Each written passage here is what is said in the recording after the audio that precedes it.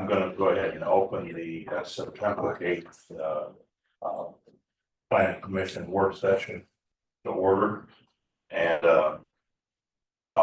those that are here attending, there is a sign-in sheet that's up here on the table that you might want to sign at some point during the meeting. I thought I'd clear up a couple of things, and one of the problems we seem to continue to have is that we're not getting we've got our planning sessions on our schedule now, but we're still missing our work sessions, and so I'm not sure what we need to do or where we need to go to try and get them to do that. But if we need to, I'll just give a call over to city manager and see if he can help us get those things on the agenda. What the work sessions are scheduled for when? I mean, on a regular basis. Council. Well, the work sessions, we're going to schedule on a regular basis. And I think the odd one was this one maybe, or the last one. First Monday. Yeah. Actually, Labor Day. It was, it's just the first Monday is Labor Day. Yeah, so that was the only odd one. Okay. But yeah, the first Monday of every month. And does that still work with your schedule, Libby? Okay. All right, I think it worked with everybody else when we addressed that last time. And then the other thing I wanted to clarify is if there's anything that needs to be a response to any other member of city council or city government from the planning commission, that should go through myself and or Bill. If it's personal comments, obviously that's fine. That's your own business. But that being said, that I think will help, because that way we are basically organized and controlling our responses based on Robert's rules of order all the way down the line. And that's pretty much what we operate under.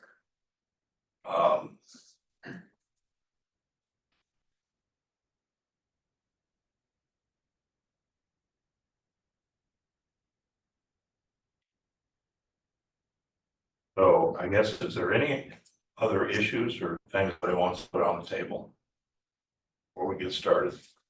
Kurt, do you have anything? Everybody should have a copy of the official chapter 29 and 5. Yes. On your.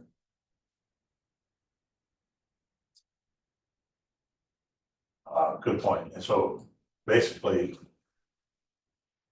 from the date of that issue forward, operate under those revised chapters. And I've taken all my old resting plans and other stuff out of my books and just have the new current ones in there. So as we do that. Anything else, Kurt? No, it's a. Okay, so let's move forward with the discussion on short-term rental ordinance, and maybe, I don't know, Kurt, if you might help clarify this, but based on the letter that accompanies this short-term rentals,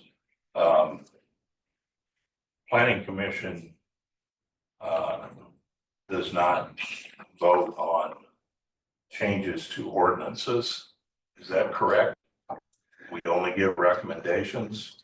You give recommendations. This is a little more complicated in the fact that some of the changes we have scheduled for next week, if you decide today, but that sounds good.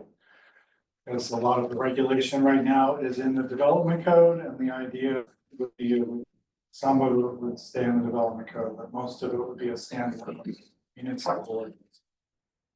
Which would not require your vote, but it would still require taking most of it out of the development. And based on what we've received here, almost everything's taken out of the development code. And we only have Yeah, basically the a zoning. sentence that refers to the ordinance. I mean, that's the proposal, so this was started at the city council. Much like our current code amendment process. There was a number of meetings, where they went over the statistics, they went over the map, they went over the issues, they.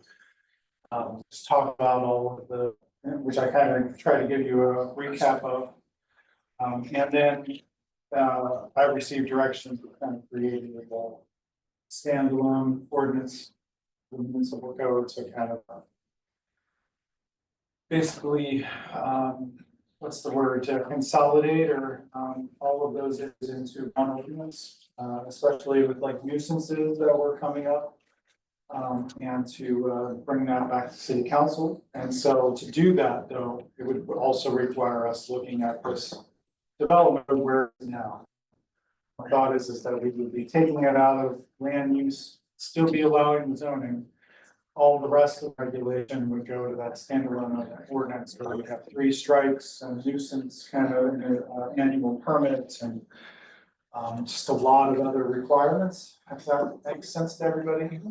And the thought behind that was the land use. Very difficult to do some of those kind of nuisance related requirements and licensing. And, you know, it's just a lot. Property laws, the attorney, has have quite a bit of power in our court system, whereas, the license. Way to go about it, I think we've got to address a lot of issues. So that's why it was proposed this way, and still be allowing it. In the specific zoning districts, and I think we're keeping the point restriction well. That makes some sense, and I provided the ordinance that. Was presented to the city council last month with up some others on their session. That, once when you act on it, the recommendation that they would probably act on your changes to development code with that standalone ordinance together. That's what they would do probably in October. Okay. Hopefully that makes some sense. So I can cover all those changes, whatever your pleasure is. I have one question I was kind of curious about. In the changes to 3.6.2, there's a listing of zoning districts in which short-term rentals are permitted. And I was just kind of curious, what is the philosophy, what is the thinking behind why those particular districts would have short-term rentals, and what is the thinking behind the ones that would not have short-term rentals? I have some ideas, but I just want to hear from you. So I will say that we did not endeavor to change districts where it's allowed. Definitely the same. We'll do that T4M, T4M. I think that was the oversight. I didn't put your T4N was added because before we don't have T3S, T3N, T4HN, but no T4N. Okay. So we added T4N because I think that was an oversight to begin with.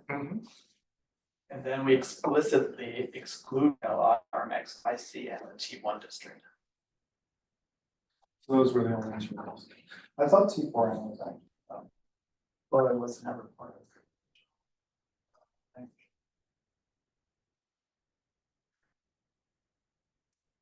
Actually, it never actually. Says short-term rentals where the owner does not live are limited to 6% of the lots, and it has specific standards. Specific requirements, but it didn't actually state the zoning districts. I think that's question, maybe, that's the deeper question, if you read it, it didn't actually state the specific districts, it said specific standards in certain districts, but it almost allowed it everywhere. What about T2? There is no T2. I don't know why. There's no T2 rural district? Is one code on it? No. We don't have any properties on T2.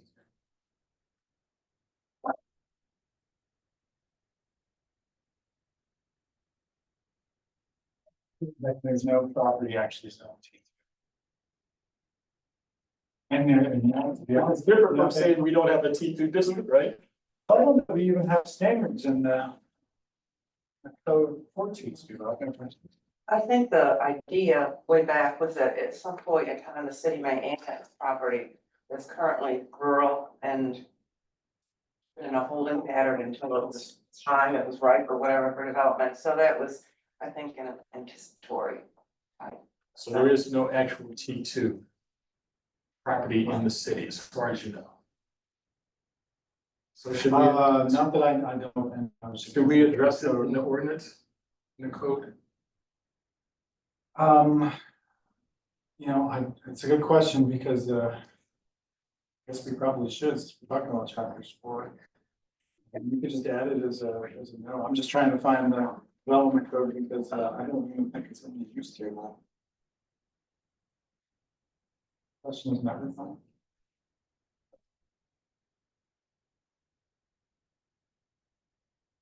Yeah, I don't think it's in the use table.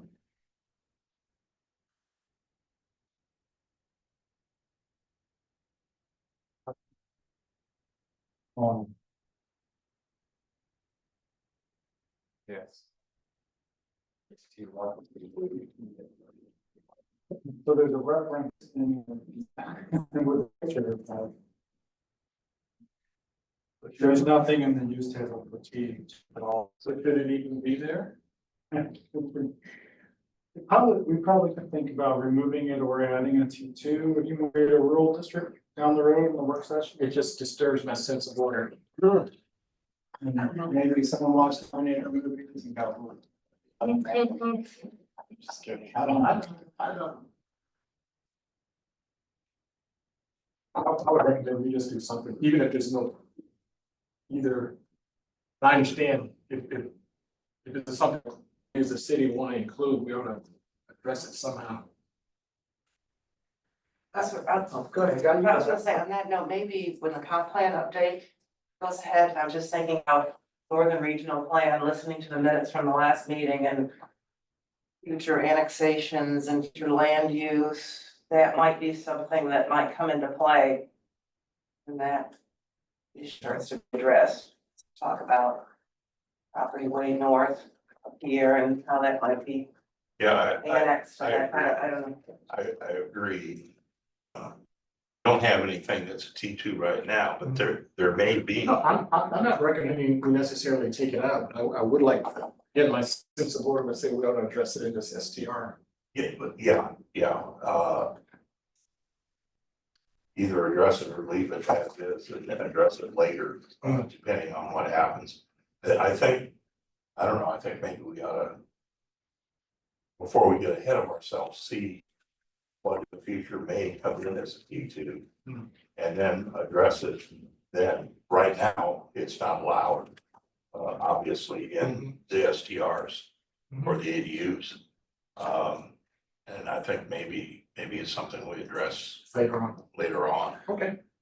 What parking lot, we have a T2 reference, but there's nothing in the code about T2, we know. But yeah, What I'd like to discuss is why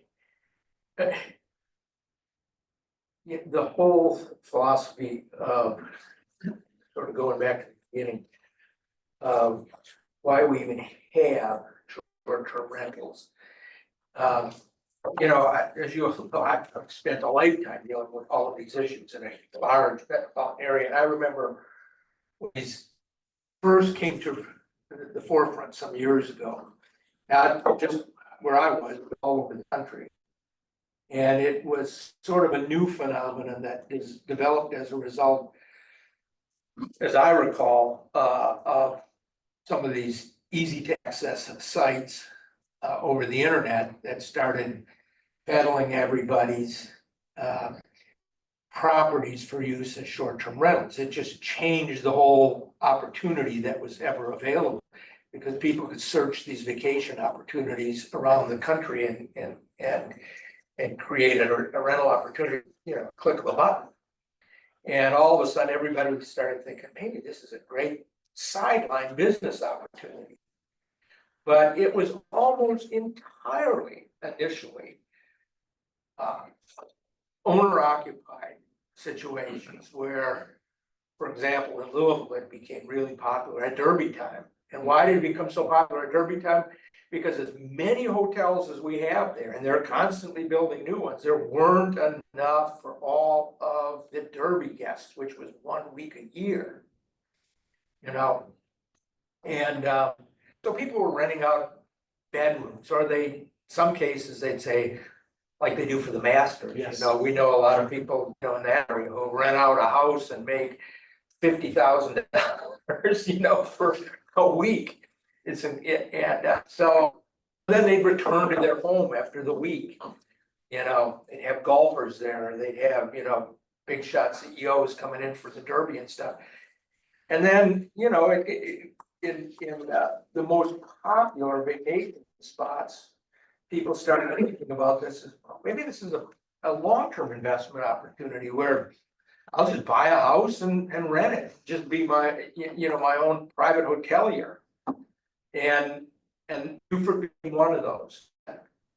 And we've taken advantage of this I just got back from two short-term rentals, one on the Long Island Sound and then one up in the Door Peninsula in Wisconsin. And so, but those communities have made that decision, but I know that they're being debated everywhere. This is undergoing, virtually every place in the country, people are starting to relook at these things and think, is this really the direction that we wanted to go? When we rented the house on the shore in Connecticut, because it's a popular spot, it rented for a lot, but it was a hedge guy owns a hedge fund.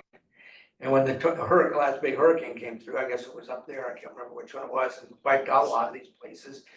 He took what was an old beachfront home and he built this place that's completely out of context with all of its neighbors. And which was fine for us because we were just short-term rentals. So that it was built as a party house. No question about it. It was just built as a party house. Architecturally, it bore no similarity to the 40, 50, 60-year-old houses on either side. And in the contract, it said, don't talk with the neighbors. Well, why didn't he want us to talk with the neighbors? Because they were long-term homeowners. And he knows that having 50, or however many weeks a year that he can get of renters in there, it just gets under those people's skin every time they're in there. So we, like everybody, we're just, I was there with my grandkids, kids and grandkids, so we weren't gonna disturb anybody. But he knew that, his renters try to engage with the neighbors. This is they have no interest getting to the weekly renters. So, I'm sure that Milford, Connecticut, where we were, is having or is gonna have these same discussions that we are here. Probably all up and down the Door Peninsula, the street that we stayed on in Door County. I can tell we're mostly not short-term rentals. And, we were there long enough that some of the people were very nice to us, but, in any event, I just think about my neighborhood. And then you all can think about your neighborhood, however you want to think about it. The people who are there as any kind of renter, quite frankly, are not contributing to the neighborhood. They're not people that are, go to the neighborhood parties, kind of people you can count on when you go out of town for a couple of weeks to look out for your mail or do anything. And it's sort of speaking about just all of the transits in a single family neighborhood, which was originally intended, and I think still should be intended for permanent residents, you know. But the short-term people, you know, are the ones that we have the opportunity to deal with. I think it's one thing if I have somebody renting a bedroom out of my house, I hear all the time. Or rent my carriage house, which I built thinking someday I might want to do that. I haven't done that so far. I've just kind of let friends use it. Or relatives who come to town don't want to stay in the house with us. But I'm there all the time. My neighbors have a neighbor, somebody they can count on, somebody that helps, you know, raise the quality of their life. If all of a sudden I moved out and it was just one series of people coming and going, that doesn't do anything for anybody but me. And so what is our obligation to a single solitary soul who chooses not to do anything for the neighborhood except to make a buck off of it? Because that's all they're doing. And I have no problem with people making a buck or making $1 million off of renting their places, but I just don't know what it does for our communities. Obviously, when the Point lobbied this commission and the city council last time got itself excluded, it was viewed as, well, they're a special case. Well, what makes them a more special case than the neighborhood any of us live in? And so that's sort of what I'm looking at, is if there's a neighborhood where people simply say, well, you know, this is the way we want to have it. We want to have a lot of short-term rentals. Then maybe we look at carving it out that way. But I don't think that there are very many neighborhoods, probably none in Beaufort, that want to have more than owner-occupied short-term rentals. And I don't know what it does for us. And as we built a lot more hotels, it doesn't help those people at all. I mean, I think it's good that we've had some new hotels and better hotels, and maybe even a few more to replace some of the short-term rentals, you know, if we choose to scale that back a little bit. But personally, I'd like to see the discussion go in the direction of what I think a lot of people around the country are starting to think about, what this has done to the quality of life in their neighborhoods. And that is, you know, make it as a prohibited use in all districts except when the property is owner occupied. And then how we deal with the grandfathering thing is another question, but that's what I'd like to get out on the table, because I think it's a discussion that kind of takes us back to the beginning, now having had the opportunity to think about it and how it affects the communities, the neighborhoods we live in, and whether this was such a good idea to begin with. And, you know, before we start talking whether this ordinance is right the way it is, I think we maybe owe it to everybody here to have that discussion, which I think is a prerequisite before we start talking about how you regulate these things. So that's what I throw out there for maybe an initial discussion. And obviously, you get short-term rentals, but you live on the property, you know, and that's entirely different. You're there keeping public order. And everybody there knows that the Tomies live there and are good neighbors, you know, and so if they have, whether it's kids coming and going or out-of-town guests that they're unrelated to come and go, and isn't all that much difference. It's the fact that the Tomies are their neighbors and they're permanently there to make sure that, you know, they don't have a deleterious effect on the neighborhood. So that's why I look at it. I agree with all the concerns that you expressed, and you were out of town for a couple of discussions we had. I did listen in. Or did you? Yeah. So do you remember my discussion of this listing at 1401 Duke Street? I remember specifically mentioned Duke Street, but I can't remember what you said about it. So there is a new house listing at 1401 Duke Street, and the realtor's description of the house, the very last sentence in the description says, because of the way this property is zoned, it would be perfect, it would be used as a short-term rental.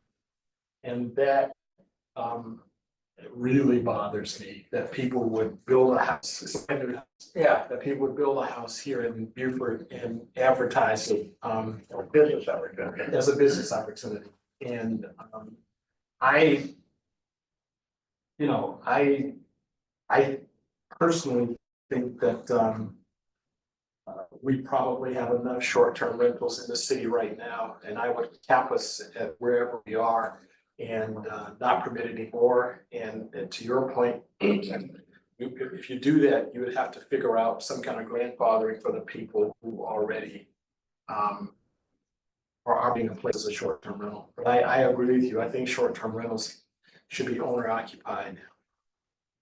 And I don't think the people in the city want to see an increasing number of properties in the city being used solely as a short-term rental. And there's not necessarily anything wrong with short terms. When I drive home today, I will pass very closely by two short-term rentals within a block or two of where I live. And those properties, as far as I know, have never been a problem. I see people in and out of them all the time. I was talking to a guy out on my street one day, who was out bird watching, had a nice conversation with him, staying in one of the short-term rentals. But I personally, I would not want to see the city have any more of them than we have now. Because, you know, to your point, I think very much, if it gets out of hand, they can very much change the character of neighborhoods and change the character of what we think for it to be. We had bought a number of years, shortly after we were here, we bought a house on North Street just because we thought it was cute as could be. And thought, well, we'll buy it and we'll do that. Short-term rental, so we got approved within the 6%. We never did it as a true short-term rental. We did it as a sort of a 5 month, 6 months, 7 months, 8 months, and we had a lot of nice people. Cynthia Jenkins lived in it for a while. All the people that were there, we loved, but I always felt it was just a business for us, you know, and I always and there were others in that area, and I always felt kind of guilty about just running a business on a street where I knew people wanted to live long-term. And so finally we had this woman living there who was, she'd been divorced, she couldn't decide whether she wanted to be here or do what, and she just started begging us if she could buy it. And I said, what? You can get a nicer person to live there. And the neighbors on both sides were just delighted to have a full-time neighbor back. They loved all the people that we had there, but they just weren't, they were only there for 5, 6 months at a time. And I can also say that it was, for whatever reason, I always seemed to have, because it was an old historic house, it was in good shape, but I mean, we had a sewer backup for every resident that was ever there. Because the roots were getting into it. And if we hadn't had this carriage house where we could say, hey, oh God, I'm so sorry, we're out of town, and there's a sewer backup. Stay over at our carriage house, which was, you know, very nice. They could get out of there without having to be, you know, go find an apartment, a hotel or something like that. But it was one of those things where I just felt, I'm not living there. Why am I taking this thing up? There's other ways that I can make a living and be taking this house out of the stock of housing for either a long-term renter that people can get to know, you know, and really get to know and be part of the neighborhood, or somebody that's just looking for a place to live in this little community. We only have so many places, you know, available for people who want to live permanently. So that's just what we did. So I'm sort of confessing that I've not only been a renter, I've not only rented short-term rentals, but I've also owned one that we got approved. And it's part of what has helped form my sort of opinion on this thing, which is I just don't know what good it's doing for anybody except the person who's decided that's the kind of business they want to run. You know. Well, let me jump in, because I think what's brought this whole issue to the table for everybody is the use of short-term rentals. I mean, I think there were good reasons for people to originally have short-term rentals. People like me that they have the property, and it is a business, but it's a business that supports what we're doing right now.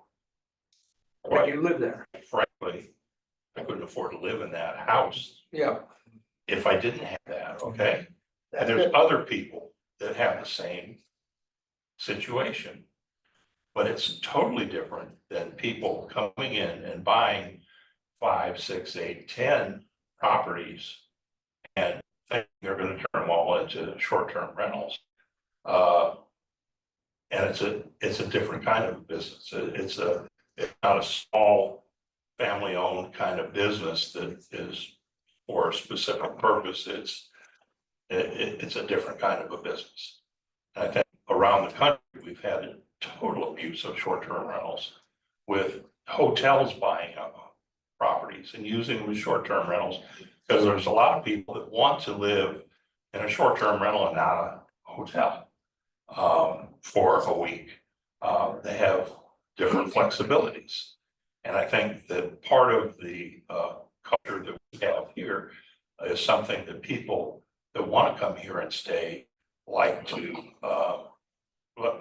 be invested in, and that is they'd like to come here for a week and be part of the community in some way and have a property, a house or a property that they can do that from, as opposed to a hotel. So there's a small difference. When we started doing this, I think there were like only 25 or 30 short-term rentals actually registered with the city.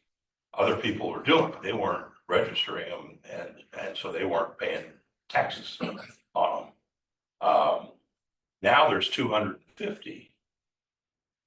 And How many of those are owner I occupied? have no idea how many owner occupied. I just know that that's the number that's been published. The city would know, wouldn't it? Well, you're exempt from the cap right now, just like we were talking about zoning, there's like. You're owner occupied, you don't count towards the 6% cap. No, I understand that. I've never said I have a problem with the owner occupied, because to me, that's not any different than, not hardly any different than just having friends or relatives come on over. And some people have them all the time. And I see the value in that, and Mike's is a delightful place, and it's a good thing that he's doing what he's doing. Well, there is a trend nationally that most of you probably don't know because you're not involved with it. Yeah. Being involved with that, I can tell you that nationally, short-term rentals are losers. And people are going broke on those and selling the properties. And The non-owner occupied ones. I can't tell you whether that I bet that is the case or not, but it would make sense that most of them probably aren't. But again, the hotel industry has provided a lot more rooms, so you have a lot more options out there. Now, in my opinion, I think owner occupied is a way to go, but I know that we had somebody speak at meeting who is a resident of the city of Beaufort, and they own a home somewhere close to them that provides income for them to be able to afford what they're doing. And I don't think there's anything wrong with that. And I think that people, the thing that I believe about owner occupied, or what a restriction might want to look like, is that it's either owner occupied or there's owner is a full-time resident in the city of Beaufort and maybe has another property, or they may want to limit on the numbers of properties that they have. So it's not a big business. It's, there may be other reasons that they want to do that.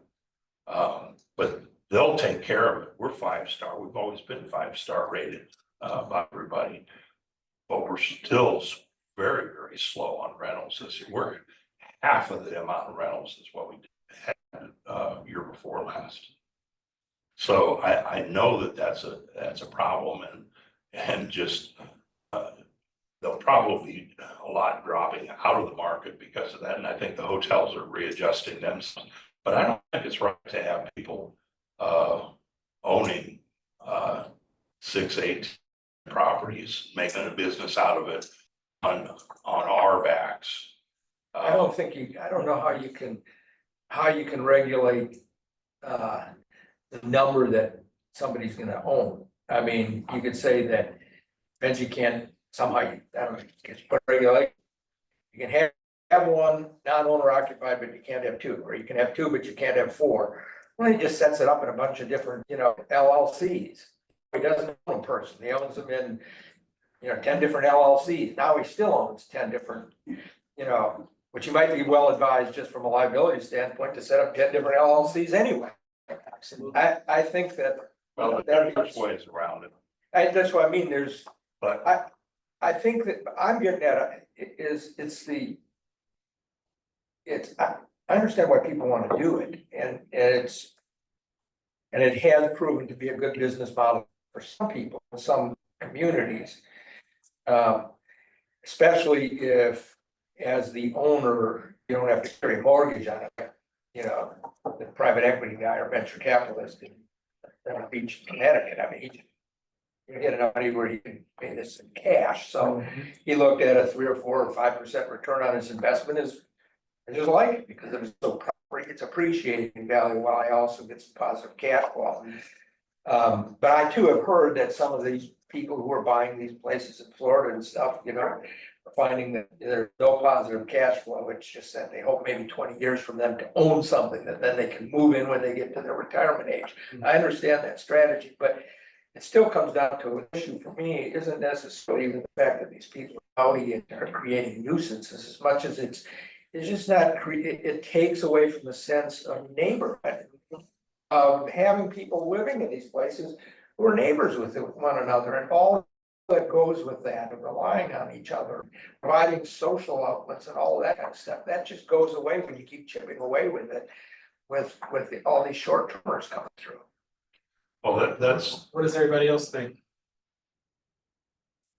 I agree with what pretty much everybody's saying, that probably shouldn't allow short-term rentals for people, non-owner occupied, but I understand the situation with some of the public comments.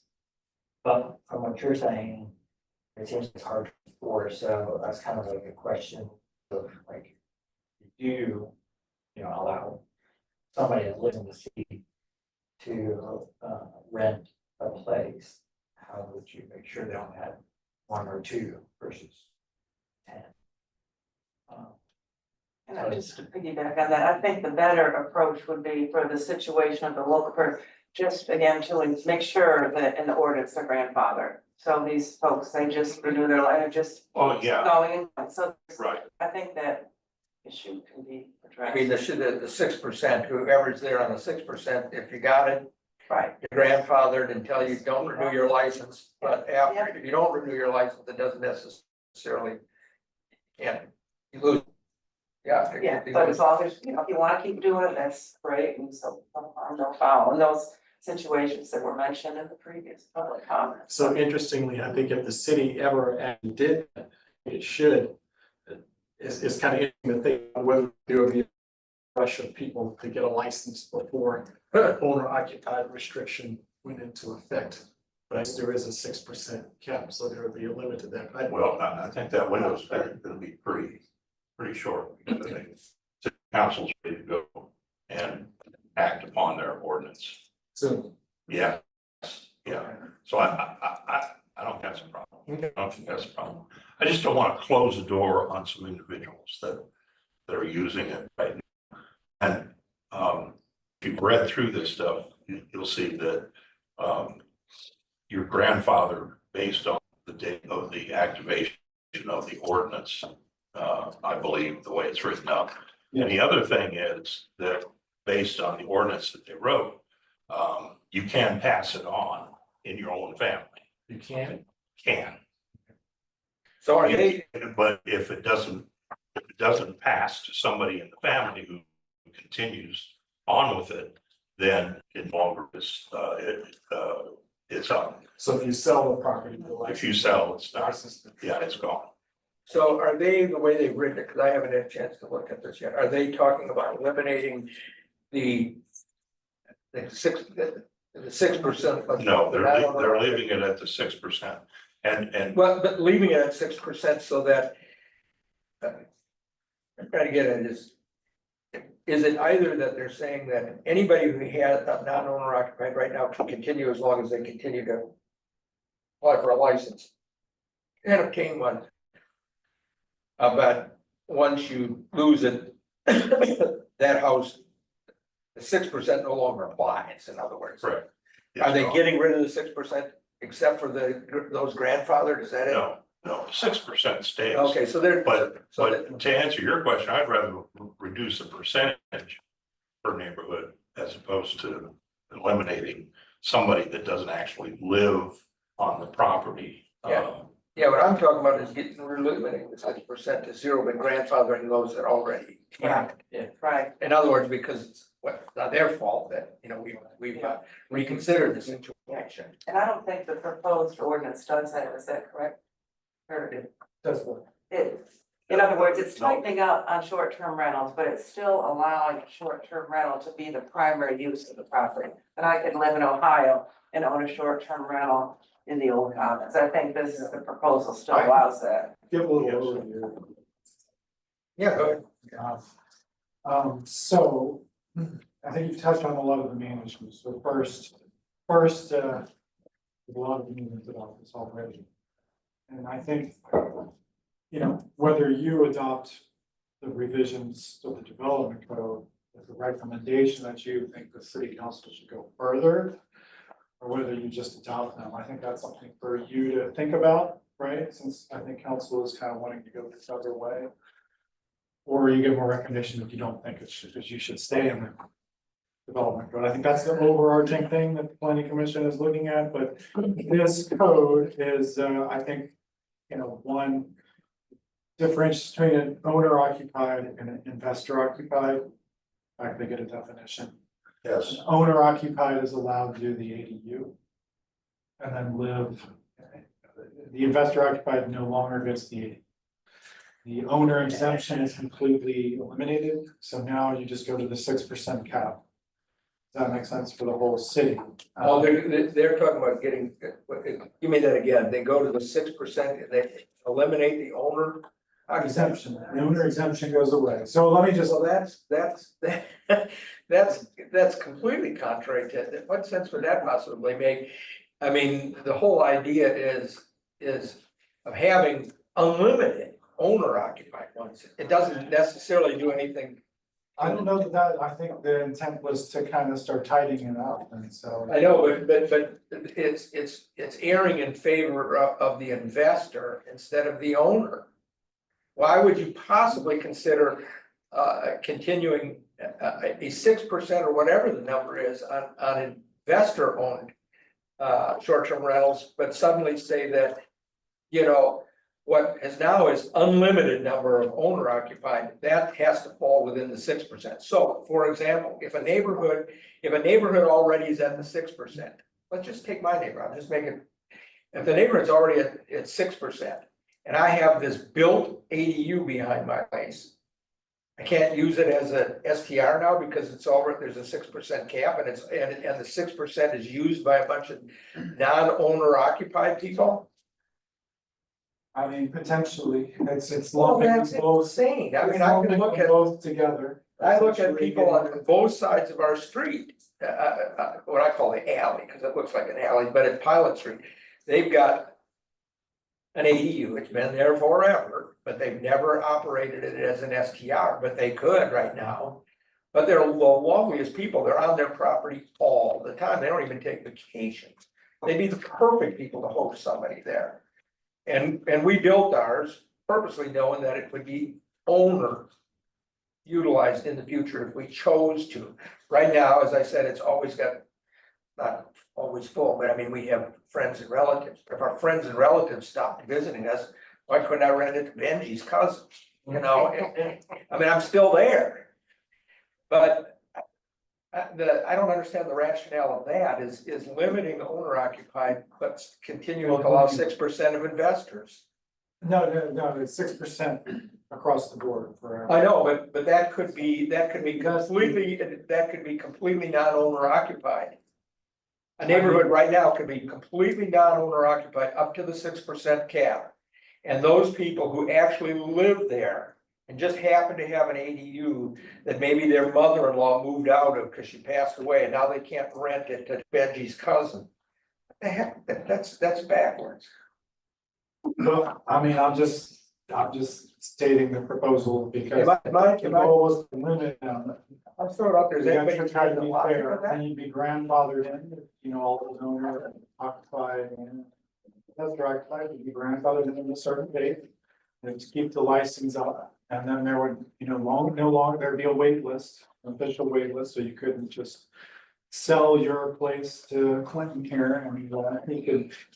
He would be, what's happening right now is if you sold your place, Mr. Hallman would be. Down here the next morning and say, you know, this short-term rental is being moved. And he's the only one that knows about that, and then they would grant you the license, right? Do people understand what I'm saying about, this is an ordinance that is worse than I thought, you know, it seems to be tilted in favor of. Non-owner occupied. I mean, what we're trying to do is create, we're trying to get people to live in these neighborhoods, if an additive incentive for them to be able to. The house across from me just went on the market for $3.75 million, and I think it'll be the most expensive home in Beaufort now. Cause I looked at it, when I went on the market, I looked at some of the best houses in the Point, a couple of which my friends recently had bought, and they didn't even sell for that. This is what's happening to our city, the prices are going, this was a 50s ranch that somebody recently renovated. But it's obviously, it's premier property on the water, Paul, you know where it is. Which one is that's absurd. I mean, Yeah. you know, I'll eat my hat before he sells it for that. Well, but if he still, sells I'm it not for- have to do that. But if he sells it for $2.75 million, but my point is, but we do want people living in our community, and one way for people to be able, my point is, the one way for people to be able to live in some of these houses, whether it's that one or some of these incredible houses in the Point, or in our neighborhoods where you can't get into on Bay Street where I live for under $1.5 million, or maybe it's gonna be $3 million. I don't know what it's gonna be. But you know, if somebody has an ADU, maybe they can afford to actually live there. Well, here's the. And if they take that away from people. Along with what you're saying here, if you go into the ordinance, you go to short-term rental, permit. And I have questions about that, because there's not a short-term rental permit that exists. I guess that's No, we'd be something new. creating that. And I don't know why it's different than the license, but anyhow. But if you go down to number 6, it says, a designated agent may apply for rental registration permit. That's where it's not owner occupied. That number 6 is allowing multiple, rentals under a single person that's not even living here. And I think that's where I have the heartburn, and it's not owner occupied. It's not an owner that lives full-time in the city of Beaufort. And so it's a whole different ballgame. That's the part of this that I don't I think like. the agent is just to say, that, you know, just like you take any land use application. I understand what it is, and you do too. But you have to, you can be an agent and represent somebody from Wisconsin that owns 6 properties. Let me go back to the point I was making, because I feel strongly about this, because, and Lisa, you know this better than anybody. Yeah. But you walk through the Point, a high number, I don't know the percentage, but I know a number of houses which are owned by people who barely live here. Barely live here. Paul, the house that your mother sold, It's true. nobody has ever occupied that house, but if you gave the opportunity for somebody, an owner, to live there and rent and have an ADU in the back, they might be able to afford to live in one of those places. But as long as they don't, if we get rid of the opportunity for owners to have an ADU, eventually the Point may be owned 100% by hedge fund operators in Chicago and New York, because they're the only ones that can afford them, and they got 10 of those. You know. I'm just That's telling true. you. Well, in the 60s and 70s, those were real neighborhoods with Yes, children. Well, if they You know, forget about it's the no Point, longer that way. forget about, because we already excluded, but Main Street. Yeah. and North Street. I'm just telling you, eventually nothing's gonna be owned by people who live here. So what If we I'm don't not- favor- I'm not trying to disagree, I'm just trying to. If we go don't through it. favor, if we So don't it sounds create like you would like to change it. a regulation ought to make it. If we How want would you to, accomplish? I would say. Because you just told me something that I didn't even know, so now I'm worried that they're gonna get rid of I think there should be unlimited owner occupied opportunities to have a rental. You know, and I don't know whether you have one ADU or two ADUs or just one room in your house, we can talk about that, but I think that owner occupied STRs should be without exception, no limit. And that's one of the ways that we can make sure that these homes don't become owned entirely by people who just have so much money they can own a home in 20 different cities and they never even visit. Well, I think that's. And Paul, again, your mother's house is a good example, right? Yep. Beautiful house. Yep. Never been occupied since. No, the people bought it, Actually bought they haven't spent 10 days here, On Bay Street. 3 years. Right. And yet, if you Kurt suddenly won the lottery and decided, well, I got enough to buy the place, but I gotta get a little rental income by having, renting the garage out, they'd say, well, you can't under this new ordinance anymore. Well, I think the goal was, again, to limit this and, there's a distance requirement too, because to your former point. There is a thought that, this does damage the community, whether it's owner occupied or not. I don't see where, And I that, don't see where this ordinance limits owner occupied. 300, that's It's the 300 feet 300 feet, separation. yeah. 6%. And so, I'm Yes. if you wanna make that recommendation, council wants to go back to the owner occupied, but, I don't think they thought about what I've said. They could not have thought about it if. No, I don't see how, tell me if I'm wrong, I don't see how somebody in their right mind would purposely try to do what I've just said, is the trend that we're headed in. I think there's still a lot of concern about people renting out their house for an ADU. Even if they live In an established neighborhood, and then all of a sudden, everyone's renting out their house. Except, Well, but you're not owner occupied if you're renting out. As soon as you rent out your house, you're not owner occupied.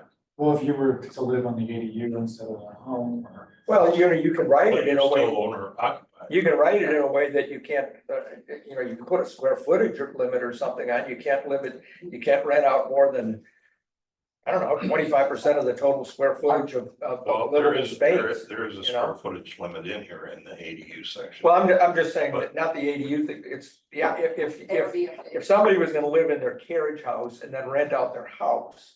Maybe that we don't wanna have either, but my point is, you can deal with that business about people renting out their house and living in in the garage.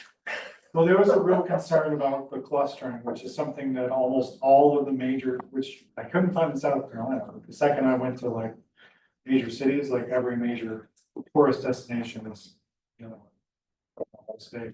They all have a distance requirement for the very first comments you were making, whether it's owner occupied or not occupied. The thought is that if you do too many short-term rentals in the neighborhood, changes the neighborhood. And so that's, I think the clustering idea was to say, there needs to be a distance requirement. Mr. Hallman can't buy the one and then across the street. Benji's got his, like monopoly of the 12. So where are the people likely to, in any community, where are the short-term rentals likely to occur?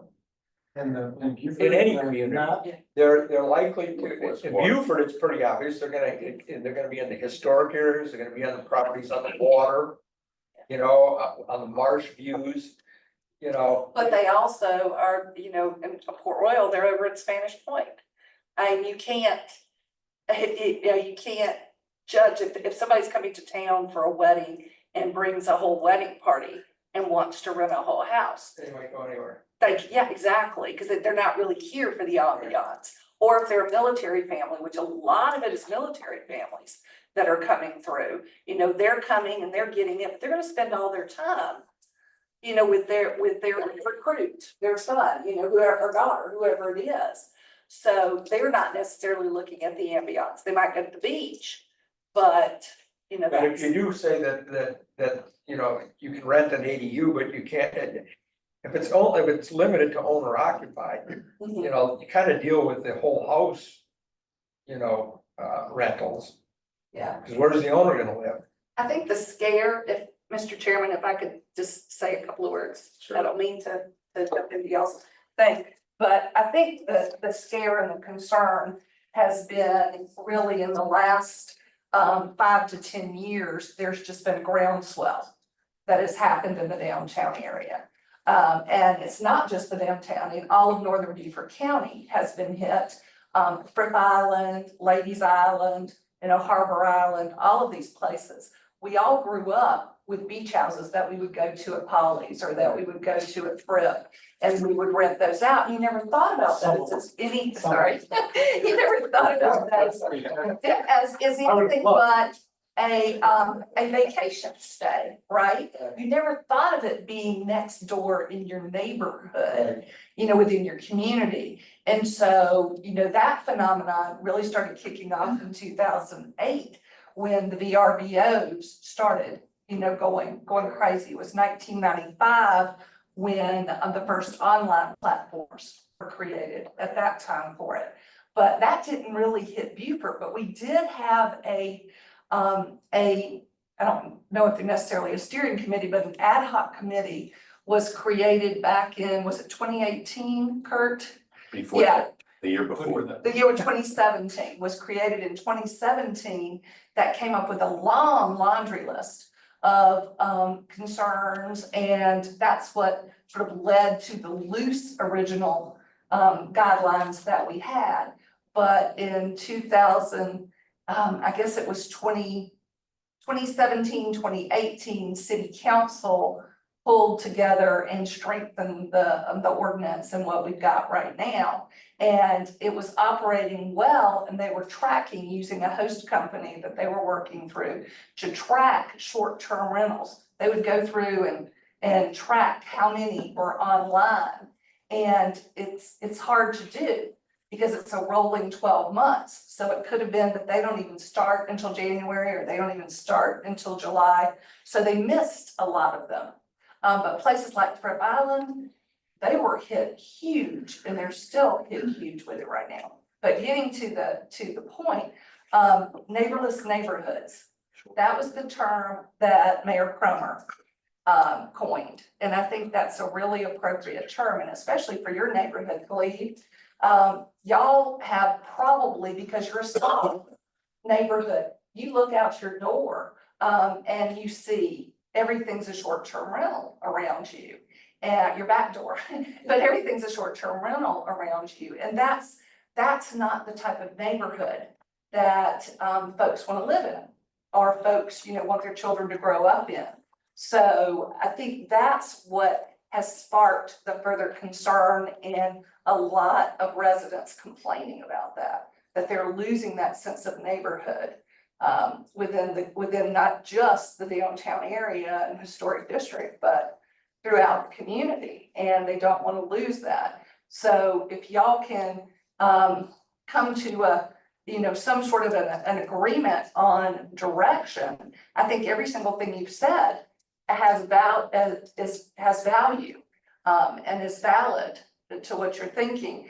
And picking up on that one little loophole that was in their bill was good, because I think that is a concern.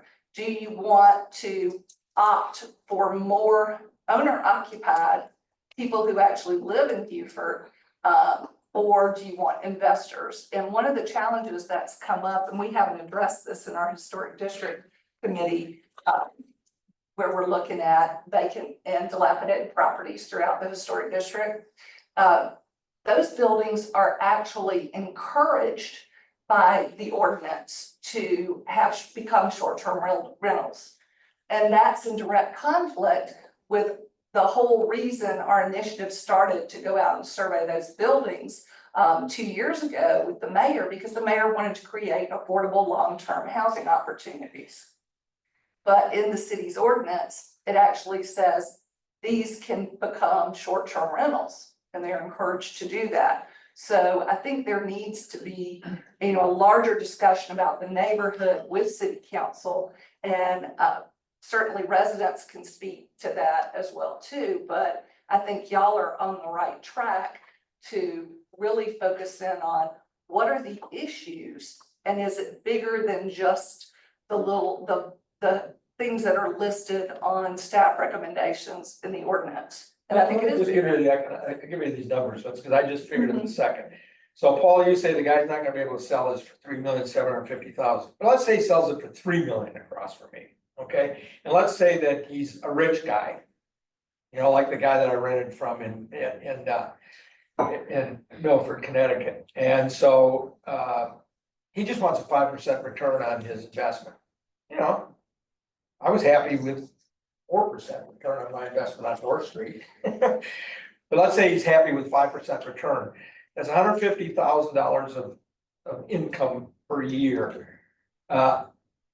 He advertises that either 7 or 8 bedrooms.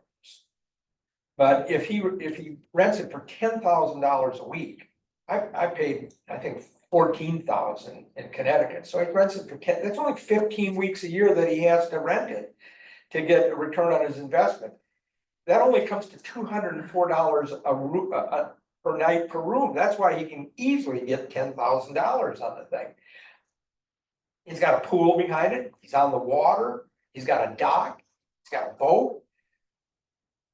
All sorts of places like that can be non-owner occupied long-term rentals, and that's a reason why I think just another example of why we should get rid of those non-owner occupied things while we can, before we just start turning all the rest of these places into that. And where instead we say, but if you want to rent out, you want to kind of repartition this thing, because he's got a lot of doors on the place, and have a couple rooms that you rent in the place that'll help you defray the cost of living there, that would be fine to me. Because at least we'd have a guy living there, and he might be then renting it to Benji's cousin to come in to help him defray the cost. If that may, if we would do this, I guess I'm depending on. If we would go to the 6% just overall, I think something that's you haven't picked up on is that the neighborhoods that are capped, the downtown, et cetera, would be capped basically forever for investor rentals. Why? Because I don't know of a lot of investors that are gonna pay to go on the waiting list, wait to buy a house over a period of time that there would be no return. Essentially, does this make sense? So those neighborhoods essentially are going to almost be closed for owner occupied unless they want to do a long-term rental, and they're holding on to that until they eventually hit the waiting list and they can get that short-term rental license. It just doesn't seem like a very good investment opportunity. Does that make sense? Yeah, but I understand what you're saying. I'm just saying. So right now, a couple of things. One is I don't know whether we're at the 6% in every neighborhood already. Yeah, you would be in some of the down, the main neighborhoods that are. Interestingly, when I bought that place on North Street, I was able to come in under the 6%. That wasn't that many years ago. I don't know why. I got that one approved for it. I never used it for that purpose.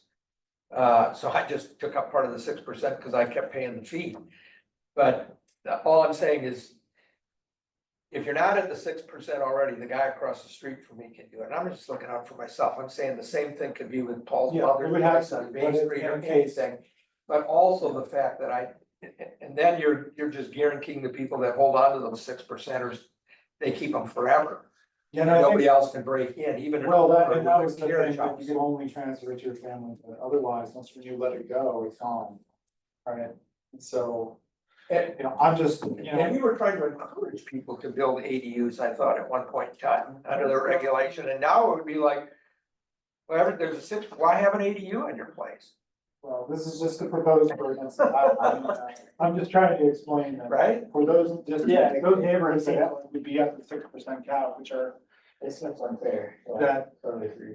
you, essentially, I think you would be crowding out an investor forever, because they'd have to go on a wait list, and who's gonna buy a property like this Duke Street to sit on a wait list for a few years? If they're already at the Never say 6%, never. Yeah. But I mean, it would be unlikely, it would probably be But if we don't think that it's appropriate to have investor-owned short-term rentals, why don't we just say that and recommend to council that we don't feel? Well, all we have to do, I think that's what we're it saying. seems to me what we I don't would know do in why. our regulation is simply say, no short-term rentals. No, all we would have to do is say, only owner occupied short-term rentals, that's all our regulation would have to say.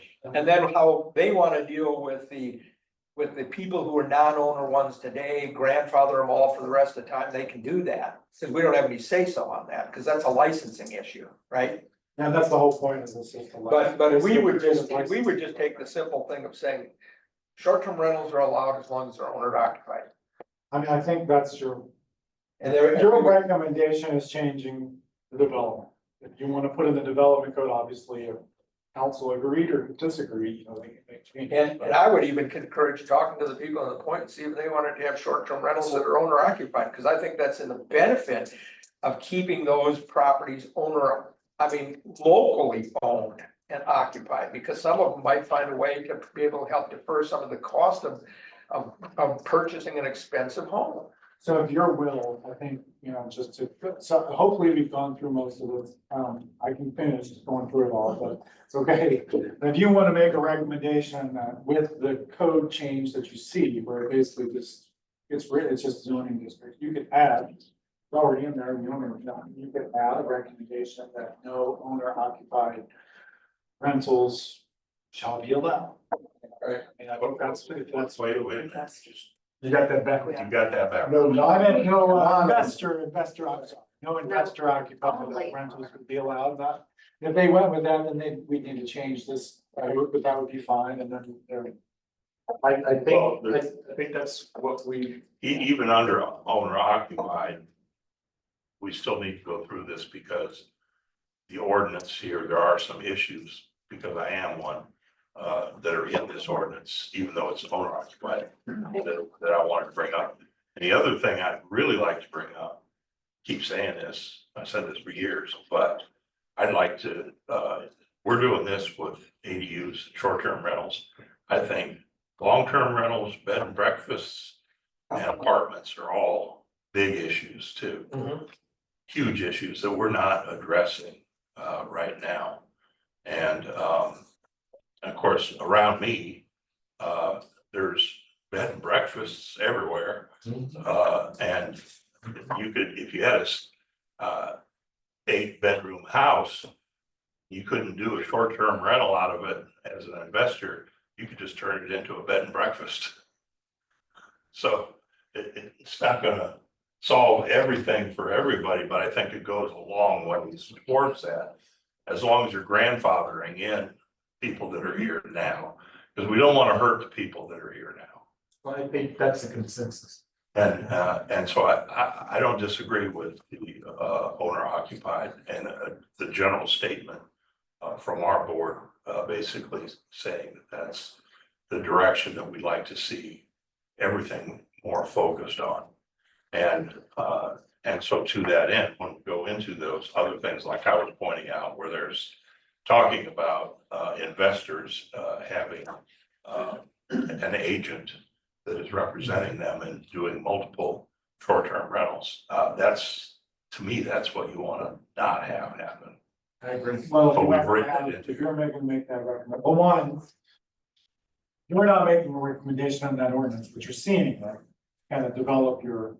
Well, yeah, we're making Code. recommendations to city council. Yeah, but not on the standalone ordinance, that's. Well, we could, even though we don't have any technical, it's not in our land development code, but I guess we could just say that the Yeah. planning commission just has a. We're making comments. And You're making comment. Right, that's fine. it's not a But I formal, mean, if you were to make a recommendation to. We're get not rid gonna of- vote on these comments. Well, you would vote on the section, 3.6.2, but if you wanna Well, add, the two sentences here.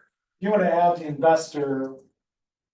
Prohibition, then, obviously we have to change the section before it got to, if city council agreed, we just have to remove the agent and the investor. Yeah, Short-term. yeah, okay, yeah, you're right. Yeah, I mean, but they'd have to agree to that, And so since that's a standalone ordinance, Okay, so we could address 362 yeah, now. Yeah. But then also I'd like to go through comments that we could give to on the actual ordinance. I would, yeah, I would just, under 2A, I'd just say owner occupied short-term rentals are permitted, and I would probably recommend that they be permitted in all districts and all neighborhoods. restricted. And then a little bit now. Huh? I mean, I don't know that you want it in like light industrial or T1. Yeah, I'd leave the designation where they are. I don't know the word, need to add any designations. So it really covers everything. And IC is supposed to be an institutional campus, like more for a school or. I mean, I guess RMX is supposed to be more of a commercial district, but.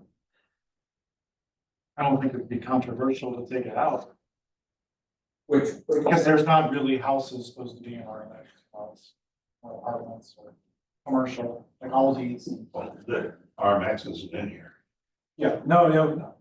Short you're right, are prohibited in the LI, RMX, IC, and the T1 districts. T1 is parks, IC is supposed to be like a campus setting. Or a medical setting, RMX is for purely commercial, it doesn't allow single family houses. And LI is light industrial. Yeah. Would you be okay with? What I see is like what, It's supposed to be, it's institutional campus. so do we have it? Oh, just, but we do have, is that where the hospital said? I mean, I think to our mind, it If makes they sense had to it available restrict for that. short-term docks, I mean, I don't know what the problem is there, but. Oh, I guess. I don't know, I'm just, I I guess. mean, I had a short-term doc was living in the carriage house next to us for a while. Because he was here for a while and needed a place to stay for a while. I mean, I think it's just. Yeah. And They're not gonna use VRBO. I don't care. USCB is. No, I'm just saying, but they couldn't have for whatever reason, they couldn't have any, whether they do it on VRBO or Airbnb, they couldn't have a short-term rental in the hospital campus. They thought there was a reason to do it, because it's permitted by zoning, that it's prohibited by zoning. I would be fine with that. I don't have a problem with the prohibitions that are. I mean, I don't have a problem, I'm just saying, I don't know the complete rationale, but. Except that, again, back to the point, that was apparently their decision at the time. I wonder, and maybe, again, Lisa, or Paul might, having been here forever and being involved with that is, do you think anybody at the point would like to have an ADU rental on their owner occupied property? There's several of them there now. Yeah, there's several that are illegally kind of, Pardon? there's several that are illegally. And so that's part, Well, one of them, they operate on a 30-day minimum Right, rent. right. oh, that's the one that's got the sign out there that says 30-day only. Yeah, right on King Street. Right, So you rent it for 30 days and stay there for 10. yeah. And, that was a long discussion and, a very, I think, I don't want to say heated discussion, but it was definitely a huge discussion and the decision was made for the point to only be 30 days or longer, or 29 days or longer, whatever the exact ordinance number is. So 30. Yeah, so I think that it's a tough sell. You're gonna have for and against, because I think some of the newer owners who've moved on might be interested in doing something like that. But I would think the folks that have been there for quite a while would want to keep it the way that it is now. Yeah, I don't know that I want to include the points. I'm not looking to get in a fight with them. I'm just saying, as those properties become more and more expensive. And they also are seeing changes in their neighborhood, and some of those houses are barely occupied.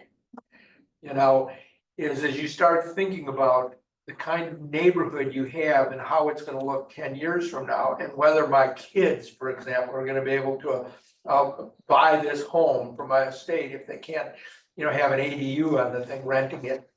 But they're gonna have to sell it to that hedge fund operator out of Michigan. That's all I'm I, saying. I think the way to think about that is that if that ever becomes an important issue for the people in the point, Will come. let them come in. I don't think we should surface that at all. Don't, you know, yeah. Okay, so the only change that we really have here is to insert under A, owner occupied short-term rentals are permitted and blah, blah, blah. So that's, I'm sorry, which? You wanna restrict, Frequency. you wanna restrict with some kind of language. That it says no investor. I think we're gonna have to probably define an investor. Don't you think you could just have a definition, the definition section, owner occupied? Yeah, I do understand it, but I think, well, you guys are attorneys, so. Well, you know the threats of language. Yeah, I do. But I mean, he knows what, We're talking about people who are full-time residents. right, you can- All, I guess we could just say all non-owner occupied short-term rentals are prohibited on this. Well, I think what we do is we actually, How's that work? doesn't our Could be, ordinance, Three, there could be, under A. doesn't our zoning ordinance really define things in terms of what's prohibited more than what's not? Permitted, levy.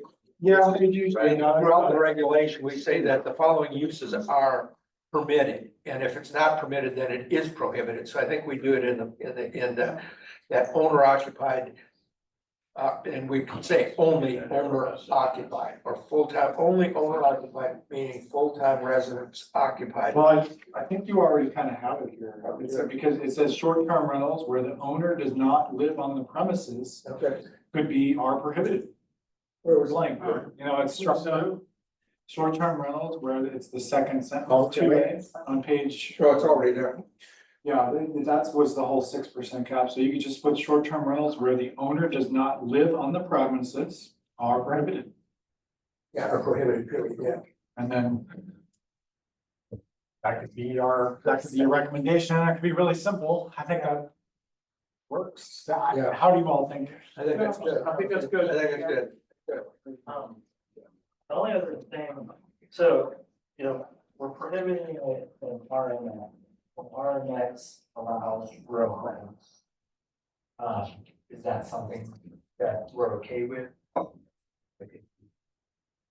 Live in a row home, you wanna rent out a room. But that doesn't mean that only row houses are gonna be found in RMX. Aren't there, couldn't there be single family houses there? Which would be condos. Maybe apartments or. So it's an apartment style of living, an attached style, and so the idea is there, do you wanna have short-term rentals in an apartment style, whether it's condo or townhome, or it's. I mean, typically they'll probably either be restricted by the restricted covenants, right? If it was a condo development, yeah. Townhouse development might restrict. It depends whether it's a condo townhome development or, zero lot line townhome development. I mean, we're not in Florida, like you said, there's not a beach. There's, We're on the beach, that's probably very common, but, I don't know. I think that if we think about again, STRs, most of the time, they're either a whole house or an ADU. They're not very often where it's not very often where somebody's renting a room. Right? So I think keep the prohibition then on it, just because you're not gonna have an ADU in a row house. Right? and currently, it says short-term rentals are allowed in institutional communities. So maybe back to the point, yeah, I don't know. Back to the point I made, that I don't know why you would prohibit it, but. Yeah. Well, we can review it, if that's the will of the planning commission, we can move that. That would be only in. Allow it. I mean, the idea is, that on a college campus, you might have rent something to, some short-term visiting professional. On the medical camp, a visiting doctor, visiting nurse. It's up to you, it's your recommendation. I'm fine with it, but allowing it in those. I think And that- it's in consensus, because this was advertised for next week, we can make a decision on 3.6. This, I can make the changes and then send them to you, tomorrow. Packet Okay, for you to officially. so the idea is potentially, if we all agreed on it, to allow it though in a campus environment. I think you just need to decide. Yes. Yeah. We're recommending, you're recommending for it, so I see. No, I'd agree with that. I don't think we have any zone right now that has a campus that has anything available for a short-term rental. It'd be something in the future. Right. Because there's nothing that's applied in this. If we want to do that for future, that's fine. That's fine with me. Different licenses would allow apartments, condos and townhouses. If there are no single family in that, then there's not gonna be any ADU. And I don't think that we need to permit it there because that's basically saying somebody's gonna rent a room and I don't think it's practical anyway. Yeah, you're good with LI T1 Yes. in our next thing. Yes. So we'll add IC to the permitted districts, and we'll change the sentence, short-term rentals where the owner does not live on the premises are prohibited. And we will remove the IC reference here on Roman number 2. Is there anything else that you all would like to change? I just want to make one comment about the person you were referring to, Mike, was Eve Fleming. She got up and made a very impassioned talk in front of city council about the fact that she needed that income to make ends meet. Right. And I found it very compelling. And she's probably not the only one. She's probably not the only one. Here's the problem. She doesn't, her home is over here and her STR is over here. In effect, she's local, she's very involved. In effect, she's an owner occupied, she's not full-time on the very same site, but she is her own agent. She keeps a close eye on her property, she monitors things. Now, she would be, of course, a part of, any grandfathering. So I don't know what, we haven't gotten to grandfathering, but I just, before we got too much farther, I wanted to point that out, that you might consider some provision that would allow a local person, one STR, if they were gonna actively manage it, I don't wanna overcomplicate what you're doing. I understand what you're trying to accomplish, but that's important. And maybe we just simply deal with it when we get to the grandfathering provision. Well, technically, he would be a non-conforming use. So she could continue, I would think, no matter what they said in the other ordinance. Because if you're legal at one point in time and you change the regulation, make that land use legal, it continues as a non-conforming use. Okay, So she should be fine, but it sounds like that the city, their ordinance would provide for people like her to continue anyway. That's Because they'll what have, this code is, you have a date. A date that you can grandfather them. yeah. and so when we're talking about grandfathering, I mean, years ago, everyone had all these big signs all down the highway here. And so there was a grandfathering provision that said, as of X date, Yeah, it would be the same. They're gone. I think it would be the same for both. So there'd be a So- specific provision in the standalone of this. Signs No, are, And then, Yours is different. Grandfathering that we're talking about, and I think that it's in here, is forever. It doesn't end on a certain day. As long as You're you. grandfathered into the code, but you're not conforming. let me just explain that in a lot of places. And I can't remember the legal reasons to be behind it all, I think about it a little bit. The signs were treated differently and they amortized signs, so they were the one use. In all of this grandfathering stuff that they wrote amortization provisions for, so they had limited opportunities for it to continue. They weren't forever, they were for like 10 years, as you said. And because they were trying to get rid of billboards, basically. And so they because it was a takings issue. And you couldn't, if they were legal, you couldn't suddenly to take it away from them, but it was, I think they litigated it and found that amortization of signs was met the test. didn't violate the constitutional takings provision. I just want to say one more thing. I feel like city council is just really rushing this whole situation, and I think it's a big mistake, and I'm gonna go to the meeting and I'm gonna tell them. And I would think that it might be a good idea for the planning commission to somehow, state something to that effect as a part of this, you know, that it needs to be examined carefully. I mean, I would even suggest, this is a big, complicated issue. I'm gonna tell you, my analysis shows you get a better return in a long-term rental. Notwithstanding what you're talking about, Bill, with this particular Yeah. super high-end property and you know. But if you own a regular house in Mossy Oaks or Pigeon Point or wherever else, you're gonna get about a point better return on average, long-term versus short-term. And I don't think people understand that. So, So are you saying that that's good or bad? well, I'm saying it's good to know that, because what the community needs is it needs more long-term rentals Oh, yeah. for everybody. ADRs as long-term rentals. Long-term rentals promote neighborhood. You know, the very nice lady that lives next to me in a rental house, okay? You know what? She's been there for 3 or 4 years now. She's not gonna go anywhere. She's an important part of our neighborhood. And here's, and that I agree with this caveat, is short-term rentals are generally well maintained, because you're not gonna be able to rent your place on, you know, VRBO or something, if it isn't a pretty nice, I mean, who's gonna wanna take their vacation in a dump? The problem with long-term rentals is oftentimes property maintenance, not with the lovely lady on your property next door. But it's always been known the way to make money in the rental business is be a slumlord.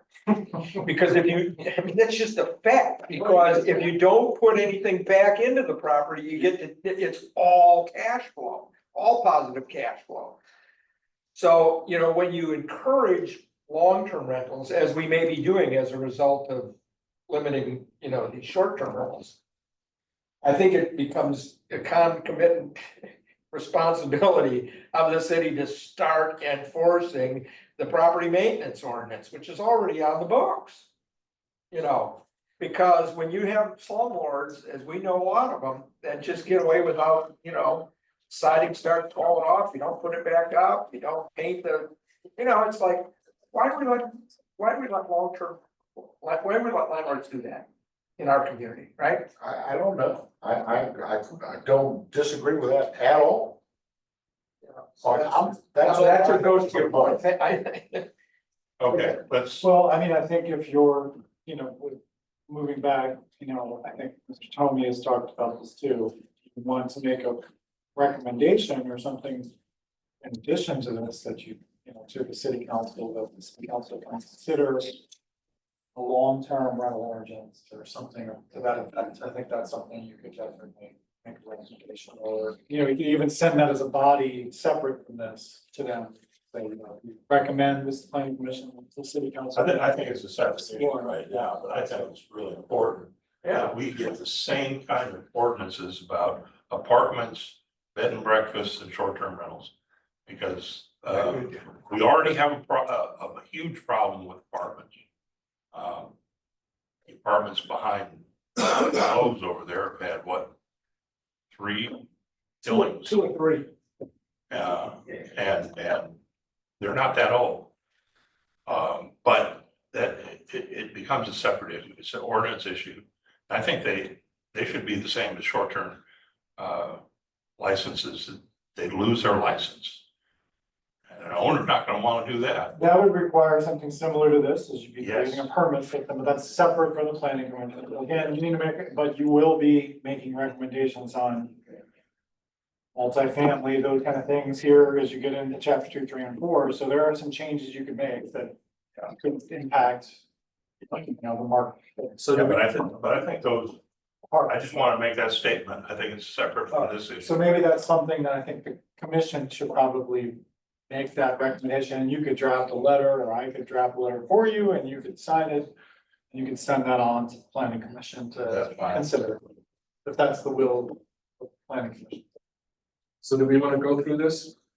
I would like to, because there's some issues in here that I think, I'd want to make comments on. So if you go to the actual ordinance, and start looking at that, my first issue that I wanted to make a comment on is, under good standing. Item number 2. It says, license has not expired. A license shall be deemed expired 10 business days after the final day of the previous business license year.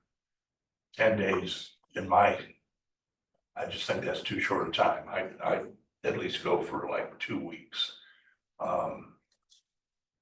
Especially owner occupied people are not necessarily that on the ball to hit that 10-day period.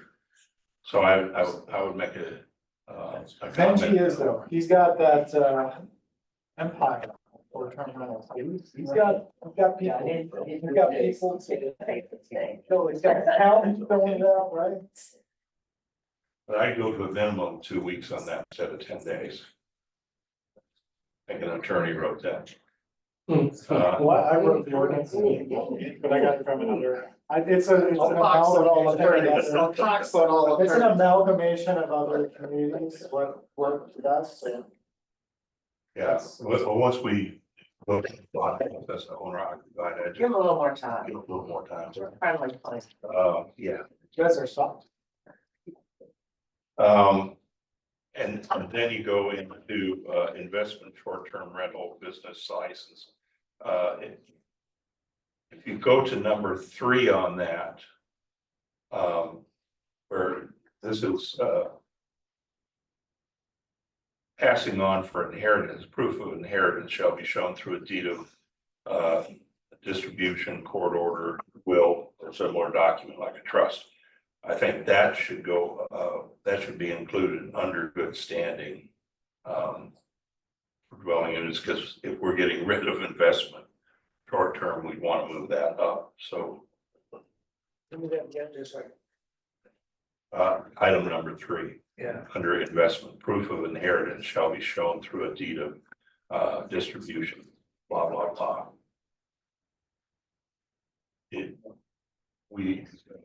I think if it's owner occupied, you want to have the inheritance be able to pass that on. So as an example for me, I would want to pass that my property on to my inheritance and not have to have them go through The license. a licensing again for the same thing that I've been doing. That's the whole idea. I can, if they, again. It's gonna be based on if they get rid of the investment short-term rental or not, if they agree with you or not, we'll have to. I don't even understand this whole thing. It says investment short-term rental business license. It is not a complete sentence. A license issued for a dwelling unit to be rented as a short-term that. There's not a complete sentence, is it? I don't know what this whole paragraph. Well, it has to hit 3 things, is either not the legal resident order of the owner, not the legal resident order unless inherited from a person who.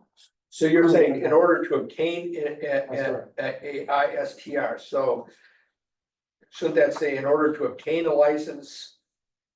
This is a definition. Oh, this is just, okay. Yeah, it's a definition. Oh, this is what it is. Oh, That's it, right. oh, and what good standing is, okay, I'm sorry.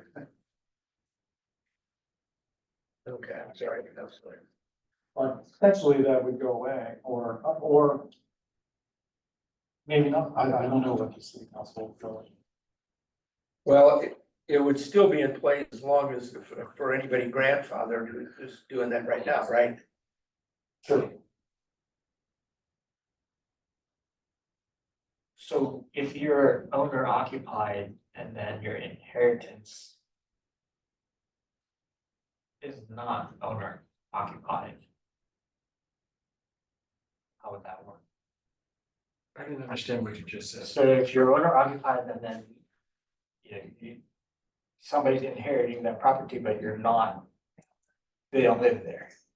Yeah, and right now, the current code which Well- says that you. It's still grandfather. No, you're still grandfathered because the grandfather is gonna, so what we're doing is we're saying that anything that isn't owner occupied is prohibited, any short STR that's not.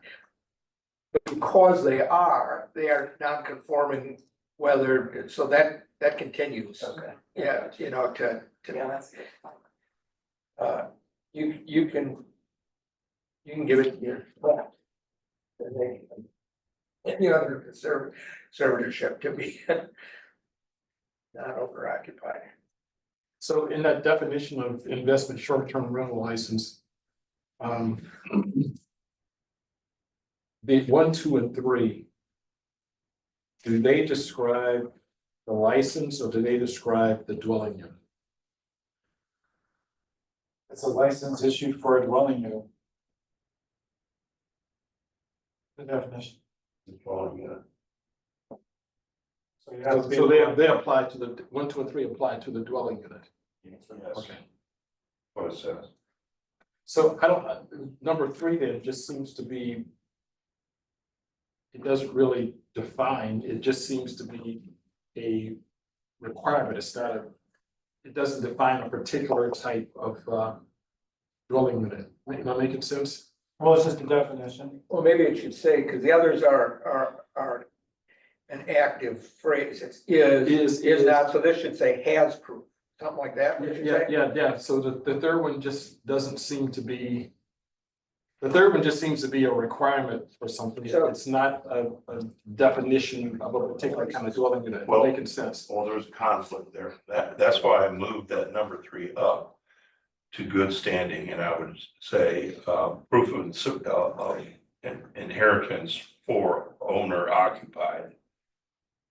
Because that's what it should refer to. Investment, short-term properties, once they're sold, they have to go through the process again. Oh, do they? Yes. You're not, that's not an inheritance issue. Mhm. Well, Well, I think this was allowing you to inherit property. no, I mean, usually a non-conforming use doesn't matter who the heck owns it. You know, all I'm saying is that if it's a non-owner occupied STR. Benji owns it. And he sells it to me. Because it was permitted on that property under the 6% rule, it should continue irrespective of whether he owns Yeah, it. but I think our discussion is. Oh, they wanna get, You lose it. if you set, the only way that it remains there, okay, I mean, they can It license. has to be owner occupied to pass it down through inheritance. Yeah. If it's I get investment that. owned, if Well, it's investment owned, this was meant that, you know, you could inherit a investment short-term rental. That's what's. yeah, but later on it says, once you give up your short-term rental, So it's gone. Yeah. so you're saying you can't sell an investment owned STR? You can't sell a short-term STR under Right, this one? it says you can't. Well, I mean, you don't, if you sell your short-term, if you sell your STR, if you sell your non-owner occupied STR, you can't relicense it, and that's the New way. owner can't. Correct. Huh? The new owner can't. Unless you inherited the property. So So eventually, if all these, It's gonna go away. eventually we won't have any more non-owner occupied Right, that's the STR. idea, but they are Okay. grandfathered, to go back to Mr. Trask. You know, we wanna make sure the existing investor-owned units are grandfathered, when and then they- they sell them and then, So this little lady that Paul Yes, was right. talking about, and keep if them she can keep doing it, but Keep if on, she just, keep on. but if she gets to the point where she says, too much trouble. I gotta get my money out of it, she's gonna have to find an owner to buy her house, cause she can't send it to a non. Right, or somebody who doesn't wanna do short-term rental, Right, say so they wanna rent. okay, it. Should number 3 Yeah. say I think is that's- inherited from? Is that the point? If that's, Is inherited from?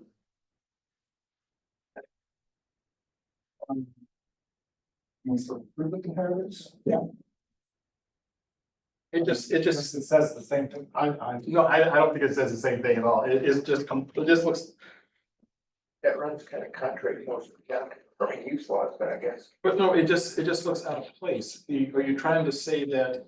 So the first, 1 and 2 makes sense. A dwelling unit that is not, and the third one I would think would say I'm not sure now what it should be. I mean, I think the goal of it was to say that, you know, if you got if you were gonna put a date on it, right? Can't do this anymore, but if you inherited the property, you're still going to be allowed this investor. So why do Oh, you, I see. So we could Well, just, we could just get rid of it. No, no. I think item 3 should be added as at the end of 2, because that's what it's really saying, right? Was inherited, you know, semicolon, proof of inheritance. You just need I to guess take. I'm trying to figure this out. Why would Right, you does say that make that sense? you can, why would you say that you can bequeath it? Actually. Why would you say you can bequeath it to your son, but you can't sell it to your son? That's a good.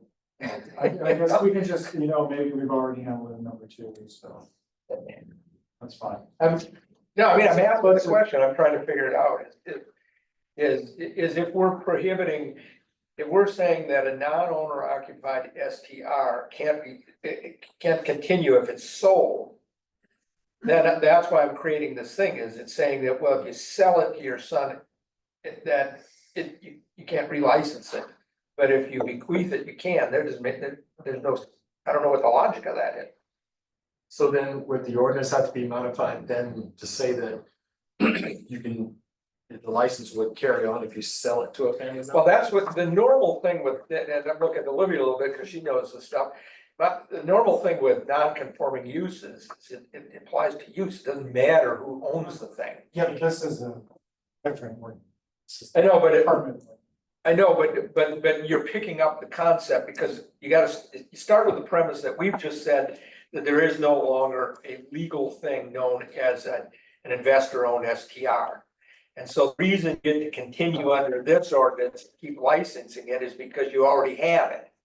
So we're saying is, do we treat it under this ordinance the same way that you treat the guy that's got an illegal gas station in a residential district? I mean, he can sell that to Kirk can sell it to Benji can sell it to you for all time. We're not talking about bequeathing it. So that's what I'm just saying is that if you're gonna deal with these things as non-conforming uses, maybe you continue to let them be sold. I'm not against getting rid of them, but I'm just trying to say, if you're making the distinction between a sale and a bequest, I don't know that you can make that. Maybe the idea of bequest is such a unusual situation that you don't need to worry Because it's not about gonna affect you that. anyway, Let's because just you're remove just it. legal, Yeah, you're it just always seems- gonna be legal. I think we Live should there. remove it. I don't think you have to just move it to the end of 2. That's where it makes sense. I think it's kind of an important thing to include in the regulation. I would just move it to the end of 2. The only way that yours would become, like, it's something to think about. Because I don't know what you're thinking of, but the only way yours would ever become an issue is if Inherent. suddenly none of your kids chose to live there and Right. and the whole thing became a big rental. Right. And I don't know whether that's a possibility. Oh, after I'm Yeah. gone. You're gone. And maybe from the neighborhood perspective, that's not what Yeah, we think is appropriate. Yeah, anyway, 'cause I- we keep saying we right. want. the and I owner would to say live that, there. yeah, I just want to make sure you wasn't planning that, because it is. If it's many years in the future, we'll know. where to- You know, you can try to control things from the grave. Page 2. I guess the real question, let's just, maybe we get to it, is do we, from our standpoint, do we think it's important to allow these non-owner occupied STRs that are currently permitted to continue through sale and any other means? And if not, then our recommendation to the council would be that they get rid of that provision. So that the idea is they're basically, as I said earlier, Well, no, they're amortized over time. no, right now, if you sell an STR, that STR is no longer an STR, they have to reapply. Right. And so it's up to this, it's up to the city whether or not they give a permit or not. Is that the way it is right now in here? I believe so, the way I read it.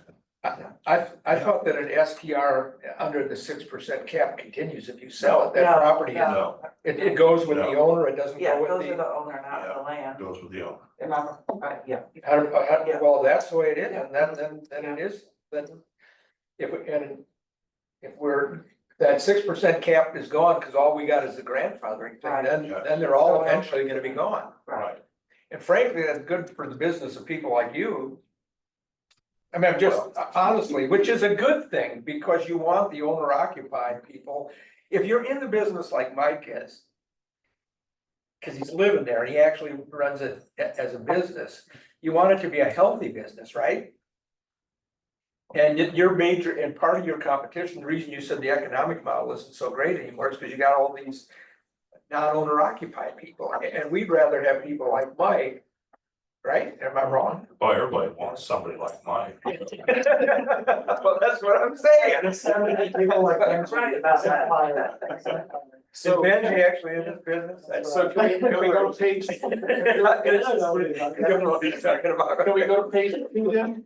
Yeah. So I'm gonna look out for your interest if you actually are. Benji. Oh, that's right. Question, if, what the issue about the 300-foot spacing, is that, what is? Well, let's Okay. get to, let's start at the top of the page and go to the bottom. Okay. Mike, did you have any comments? No, not really.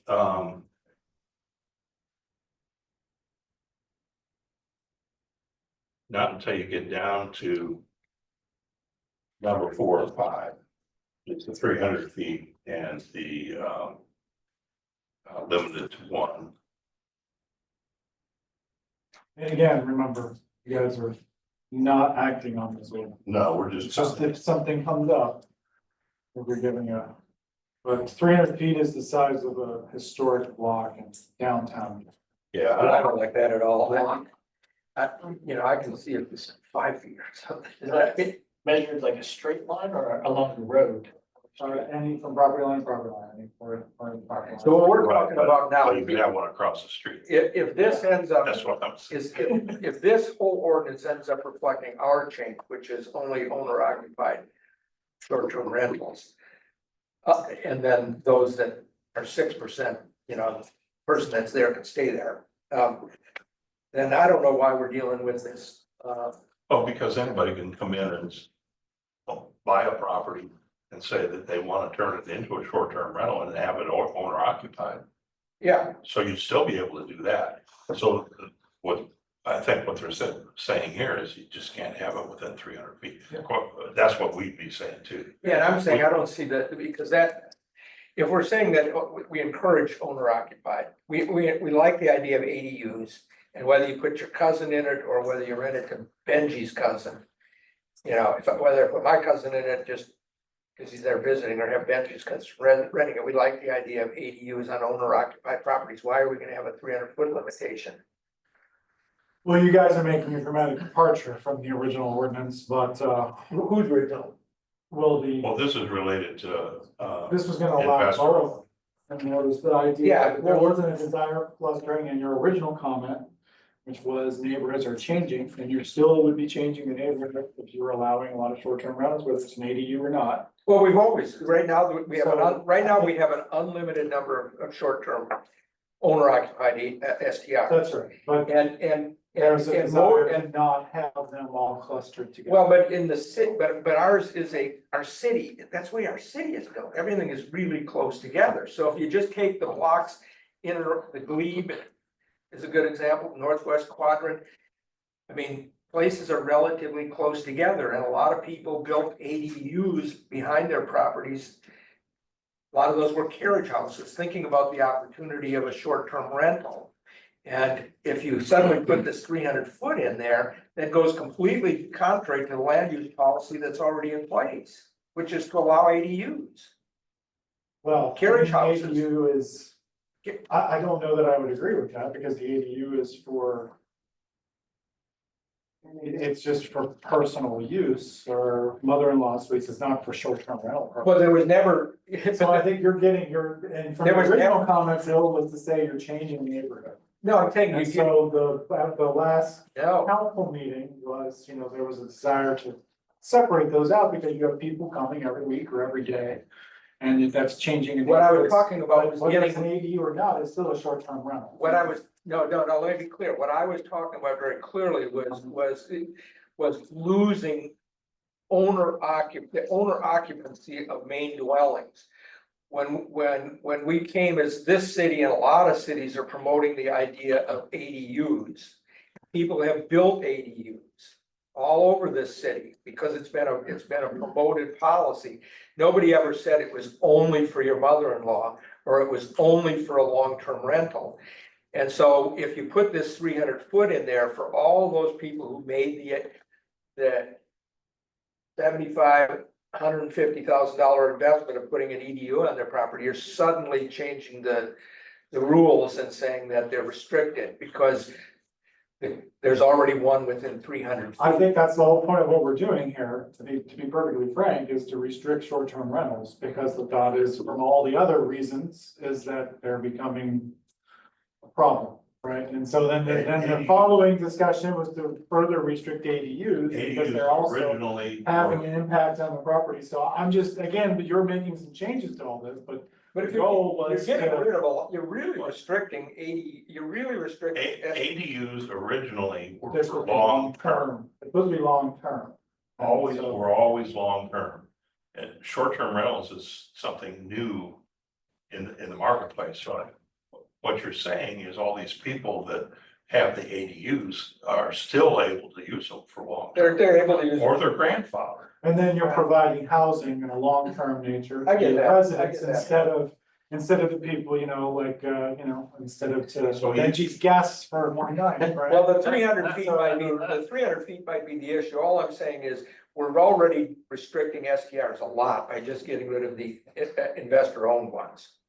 If you go the next step and you say that, Then it's the 6% cap, but again, this is an ordinance, I think, that's for the council. I know, we're just Yeah. commenting on it right now. So, But I'm just saying- if they agree with your change to Well, restrict what- to owner occupied, I think it's probably gonna trigger a chain reaction to make some other changes, because we'll have to hear with the investor and And that's maybe what- the 300 feet, or maybe the 6% cap changes, I don't know. But Well, they don't even have to deal with, if they get rid of the investor-owned STRs, then they don't even have to deal with the 6% because everybody who isn't they don't even have to reference it in there because everybody who's a non-owner occupied STR is grandfathered, okay? yeah. So the whole Probably- 6% thing is It's probably true, but I think you would want to keep the distance requirement, because that's the whole idea. well, then let's talk about what the distance is. Well, 300 feet, looking around the country. Major cities And are basically- usually using a block. And some, One in a block. unless the block is bigger than it is out east, right? So, you have a distance 600 and something feet to 300 feet. That seems, or they just say a block. Well, we have irregular blocks, right? Downtown's 300 feet, but if you go to Mossy Oaks, it's unknown what a block could be. It can be very, very long. Right, and so there are no blocks, so we had to go to distance-based requirement, which there are plenty of cities doing a distance-based requirement. But they're based on, from what I could tell, from all those ordinances I looked at, based on the size of a typical block in their city. Well, I think a distance is fine, but. And we have a distance for the bed and breakfast that's very similar too, so it has a distance requirement, right? So if you're gonna build a bed and breakfast, it's already in there, it's very similar. Under section C, item number 1, there's a reference to section 3.6.2 C2 of the Beaufort Development Code. Should that C2 be in there? Those were the districts, I think, if you changed.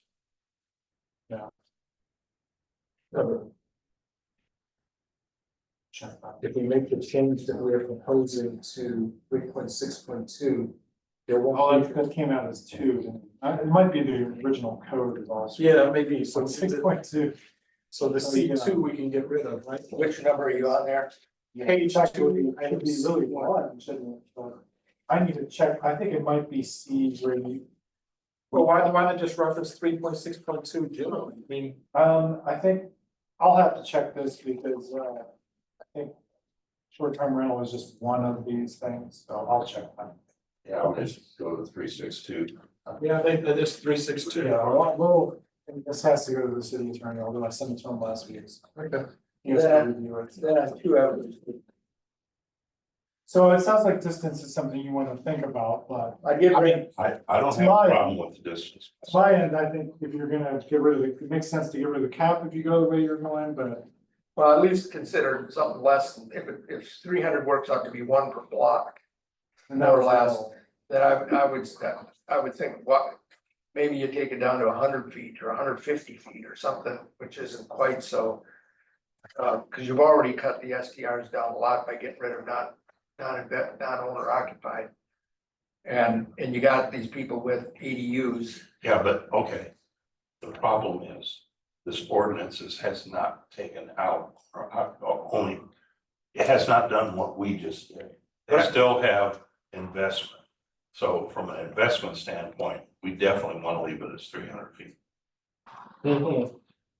You gotta, Well, it's assuming they reject our other one. Right. Okay. right.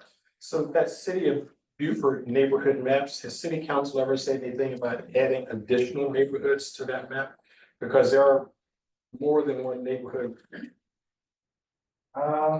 in the city that's not covered by the I 6%. think we were talking about updating that neighborhood map because it's from 2018, so it should actually reflect most recent map, like 25. Where it's probably changed or Okay. altered in a way or whatever. I know, yeah, and our GIS person's supposed to have this all done. Okay, as we continue, just a question, is there a unanimity on council already on this, or is this just you? They heard this, and then the things that were added were the distance, the wait list, a few other things. I was just curious, because I thought that But I mean, I think, you know, you have to make action on the code, the development code, so I don't see why you can't. no, I was just asking, because I was curious, because, you know, at least 1 or 2 that I talked about, I thought they were also opposed to the non-owner occupied STRs, and this assumes that they continue. So in item 5, the term owner occupied short-term rental, that should be all first letter cap, just like investment short-term rental is. Oh, no, mine's on that. Let's see. I'm just saying, if it stays the way it is, then Because if it. yeah. that's the grammatarian in me. So are there anything, just since you're not looking at this, I think you kind of looked at the major things is. You know, consider the distance, consider the cap. If you make the change that you're doing, get rid of the. Going to The pay, comment about the inheritance, and there would be a date that everything would be grandfathered. Right. For permits. Question on timing about if the planning commission is gonna be asked to make a recommendation on this ordinance, or a ordinance that I think people feel strongly about, at least one issue. But right now, that's not the way the ordinance is written. So why would we say, yes, I wanna change the zoning development code to something I don't agree with? You see what I mean? Regular ordinance? Well, right now, the development code is, we're already doing that. We're already telling them that we want owner occupied and no investor right, but owned. then Curtis said, well, that's only a recommendation and they. No, that's our code. This is ours. Okay, You're making okay, a This is recommendation on. So what we just did okay, negates half of what they've just done, okay, okay? okay. So the best thing would be for them, the But best recommendation would be for us to pass out our very limited, which is just recommending getting rid of investor-owned STRs, and then recommend that they revise this regulation to reflect that and give, like Paul said, more time to consider this. Well, they probably what we'll do That's true. is, you make that recommendation next week to add just owner occupied only, right? We'll probably work session this in October. With that stating that the planning commission is recommending this, that would off the chain of reaction where some of these things need to be reconsidered, or you need to either we keep this current code, or there'll have to be another draft. Right, so the development Consistent code with say that. something that then will change what they're gonna do. I would recommend a combined session between us and city council like we did last time to go through this, but this is a huge change for us. This change is huge for us for our recommendations, okay? So this is a recommendation for a huge change. Say we're open to work session with city council on these. But a lot of the stuff that's in here would have to revert back to owner occupied as opposed to investor owned. But a lot of the information in here is still valid. I mean, not too much would change other than those big things you talked about are be considered. Well, we remove the investor short term, probably remove the cap. If you'd like to continue on, I'll That's continue pretty on much page it. 3. Yeah. Page 3, We remove the agent, the agent would go, but we would probably have a depth, the owner would have to be responsible, so. yeah, right. Number 8 on the previous page 2, carrying over to page 3. They're saying that there is one parking space provided for each bedroom being rented. And I definitely think that needs to be changed to 2 or maybe 3, I don't know. I think Because you're renting it you're not renting bedrooms individually. That's exactly. Yeah, and that's my fault, Christopher already, In section 5, we So actually you're already saying 2 changed parking that. spaces per bedroom? you changed the parking requirements too, so I'll change Okay. that. I think that was in our current codes. with Yes, those- well, we changed it in our code.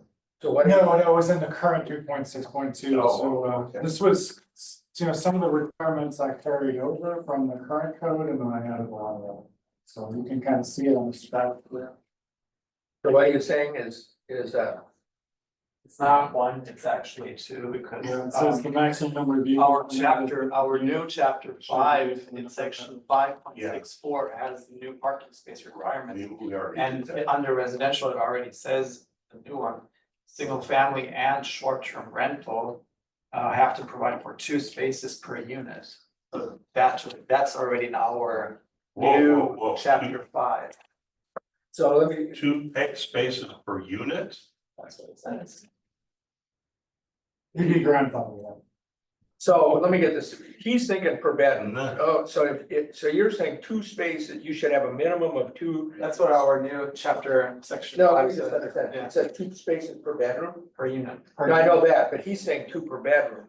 The current code, Well, the this 3.6.2, your current code is being struck through It says, and it's got carried over. It says it per bedroom.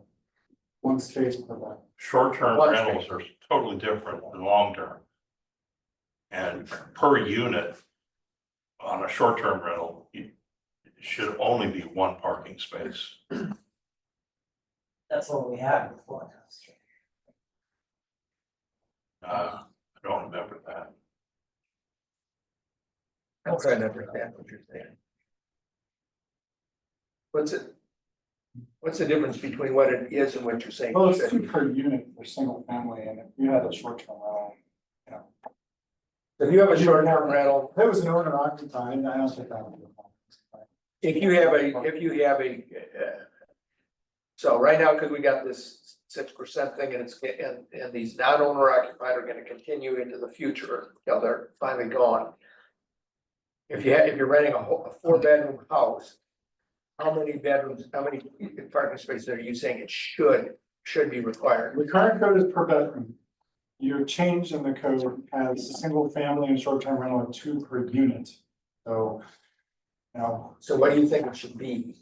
I don't think 2 per unit is the end of the world if you're gonna have a house and then a short term rental at the same thing. It's. But here's the competing things. If you don't have enough spaces, they park on the street or in the front yard. If you have too many spaces, all of a sudden you got if you got 2 parking spaces per bedroom and you got a 4-bedroom house, then you have to have 8 spaces on site. The whole yard becomes a That parking doesn't make lot. a lot of sense. So, Even have. I'd have to have 9 parking spaces in my parking lot. well, you can always build a parking lot. No, I can't. That's a That bad. wouldn't be allowed. We might have to revisit 5.6. I mean, you know, here, if you just want to say 1 per unit, we could do that. But again, you're not voting on this. It doesn't make sense, but But the 2 per bedroom doesn't make any sense. It's just, you're gonna pave the whole site. That's right. Or people would just end up parking in the front yard. And short-term rentals are coming to, you know, We'll kind of clarify this. We can just do 1 per unit, I think, in this code. Okay, moving on. Anything else that you all see that?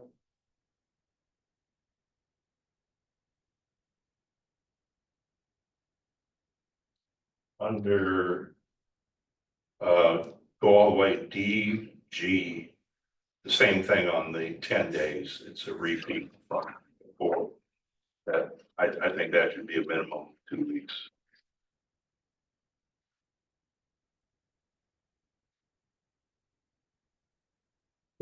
Then I go to page 4. And I was questioning rental registration permit. That's a whole different thing. You said you're working on. Oh, this meant, I think it just means the term. It's titled a short-term rental permit. But the license is, right now, all we need, we have to renew our license. And we pay for the license. And we have to renew that every year. But this is something in addition to that. Yeah, and rental. this is something in addition, but the city council is going to the business license, so it'd be just like attached to it. That's how we work. Oh, okay, so it's an attachment to the license. It's okay. It'd be like an addendum. Okay, That's how they wanted to do it. I'd hate to have to keep track of it. Number of things. And then there's the annual fee for a rental registration permit. That's the other thing that Sounds like it's in addition to the license, right? raised a red flag to me, that we're paying a permit fee and then we're paying licensure. Is that what the intent is? I mean, that's the question is, you know, what is the intent there, you know, some kind of annual fee. So at the very bottom of page 4, right, that subparagraph E, is that the Real Estate Attorney Full Employment Act? Which one are you talking about? Bottom of page 4, 8E. Non-registered must be licensed by the state as an attorney, real estate agent, broker. That's what I said, is it the Real Estate Broker Attorney Full Employment Act? I mean, it's just, language taken from another code. That's, Well, that's fine, but Well, the owner could be his own agent, can't he? yeah, it means if I own the property and I want to have my grandchild be an agent, does my grandchild have to get a real estate license? There's new codes that are requiring that. it says nothing shall prevent the owner of a rental property from designating himself or herself. as- Yeah. Yeah, the But state, so that means you couldn't have a family member do it for you. If I'm 80 years old and I want to have my grandson. I think we could add something. Well, does it say there? that No. attorney or real estate? Not Oh, non-owners. but non-owner licensed. agents. I got it. Well, owner agent can be anybody in your family. I mean, I think a lot of that is really from the investor. And that was the whole intent, is that, Mhm. hey, if you're an investor, That's what it sounds like. but, you know, we'll still have investor. Again, no matter what you do, you're still gonna have investor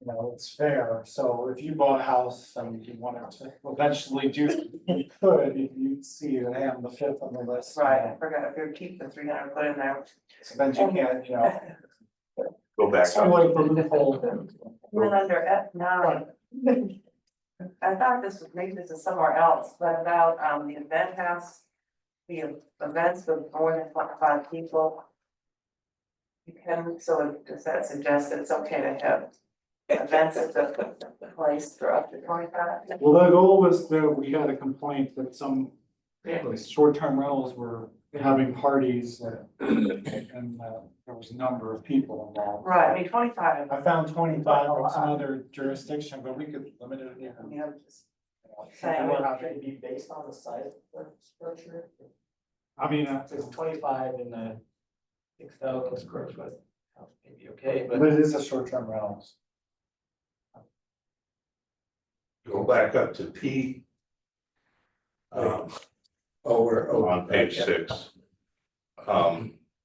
It should not be certification by the owner. It should be safety inspection approval verified. Because you're Well- required to have a safety inspection.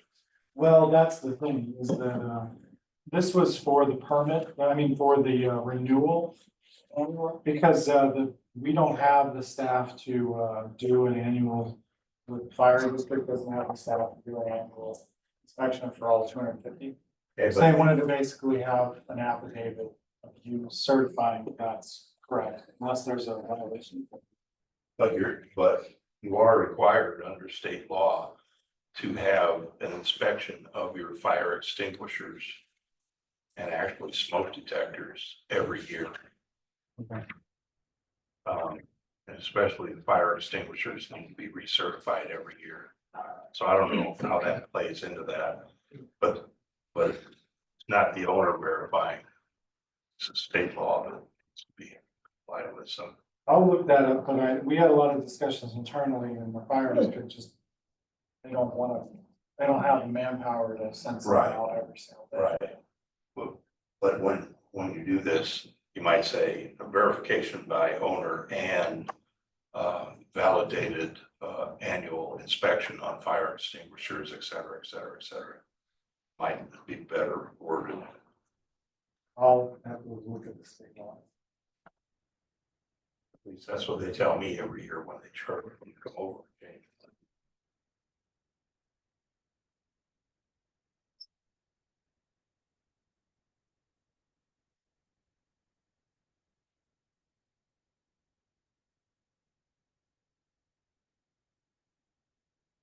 Yeah, 13 on page 7 has that new permit.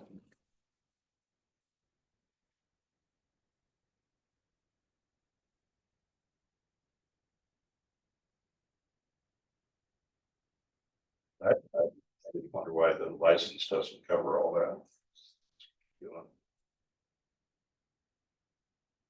And the number 21 on page 7, you go through all of the violations that you can have on that, and they give you can't exceed 1 per rental per year. One per rental contract period. That doesn't make any sense for short-term rental, because Well, short-term rental is 3 days. In a single rental contract period, so if you had, you know. If I came to visit your place for 3 days, that would be one rental contract period. Yeah, it doesn't make sense. So if I like raised hell, John would like to do, right? Yeah. I have a DJ and. And, I can just see you right now. yeah. and I You started- get 5 of them in a month. Yeah, well, the goal was that if you ran into a really difficult person, you shouldn't lose your short-term rental because you named one. Exactly. That's the whole purpose of that, is that you can only get one per, rental contract. Okay, but what So if you, so. happened? And so what's the, what do you mean? Does that make sense? It's to protect you from. Yeah, no, I would agree with that, but if I'm habitually renting to rowdy people, it's not gonna do anything for, there's probably some cumulative Yeah, it's three amount strikes. in a year. 3 strikes. So you have to have 3 different people causing a strike. 3 different rental contracts. Is that stated somewhere? Yeah, it's the next, I thought it's a 19. it's, yeah, the strikes, penalties, The 19. violations, Five, it goes back to the one per rental contract period.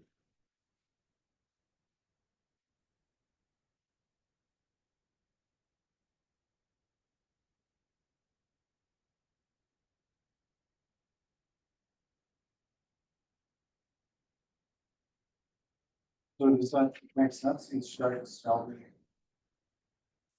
3 strikes, No, where is it? Page 7, number 19. and then page 8 has the whole strikes. System.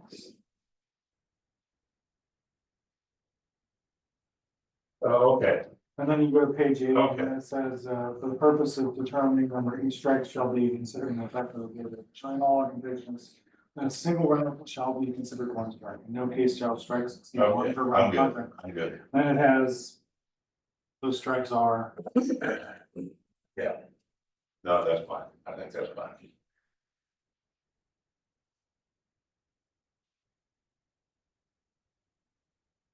Those comments I had on that. Do we know just how often we get noise complaints at short-term rentals here in Newburgh? there's just a few habitual. Rentals that I think from the earlier period, from a work session there's been 3 or 4 work sessions on this so far this year and. Whole communities came out and there's like 1 or 2 in the city that seem to be the habitual offenders. Usually, So when they're in Mossy Oaks, I believe. usually the bed and breakfast that get the noise complaints. I've had to call a number of times. Really? Have noise after 10 o'clock. Really? Yeah, they turn those amp for wedding receptions. Oh, when, They turn those things up maximum. I'm a block away and I can hear them pounding. I think you could. Place. Is the city have a noise ordinance Yeah. time limit? Yeah, it has to be, you can't have noise past 9 o'clock, Oh, but and nobody, oh, I have to call the police and ask them to go over, please. Please tell them to turn the. It doesn't work? down. Yeah, it works. Yeah. Within 10 or 15 minutes, I don't even have to look for the police car to show up. He's running out of pennies and places with my. All the time. Do you know let's say you said there's a couple of problem properties, are they owner occupied or investor owned? That's why it's curious that council didn't do more, they took a lot of time with this ordinance, but they didn't like go take it the final step with the, that's just. yeah, I thought that from my conversations, with them, I thought that the council, at least the ones I talked to, had real problems with investor owned, and they seem to. Maybe they got, I don't know. They do, Of course, they I haven't can't voted on relate it to yet. this process to write this code, but, They haven't had the first reading, but yet. I think, no. So they're gonna have to go through We've the just seen normal. a draft ordinance at the work session last week, and then the goal was to. Send it to you for a recommendation 3.62, come back to a work session with them, and then put the ordinance on probably in November. Well, that works pretty well, because we'll come up with ours next meeting. We send it to them for their October meeting or when. They'll probably work, we'll put it on, I mean, I can't speak for. Maybe a work session. do, but I think that's what the plan is, we thought we want a work session in October.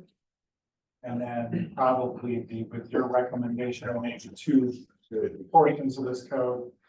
And then they would probably not act on until November or December, it's starting to be the holidays.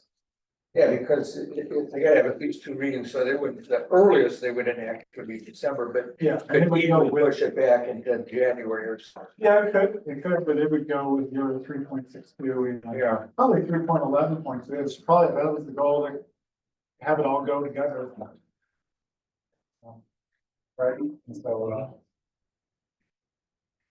Right. but thanks. So, yeah.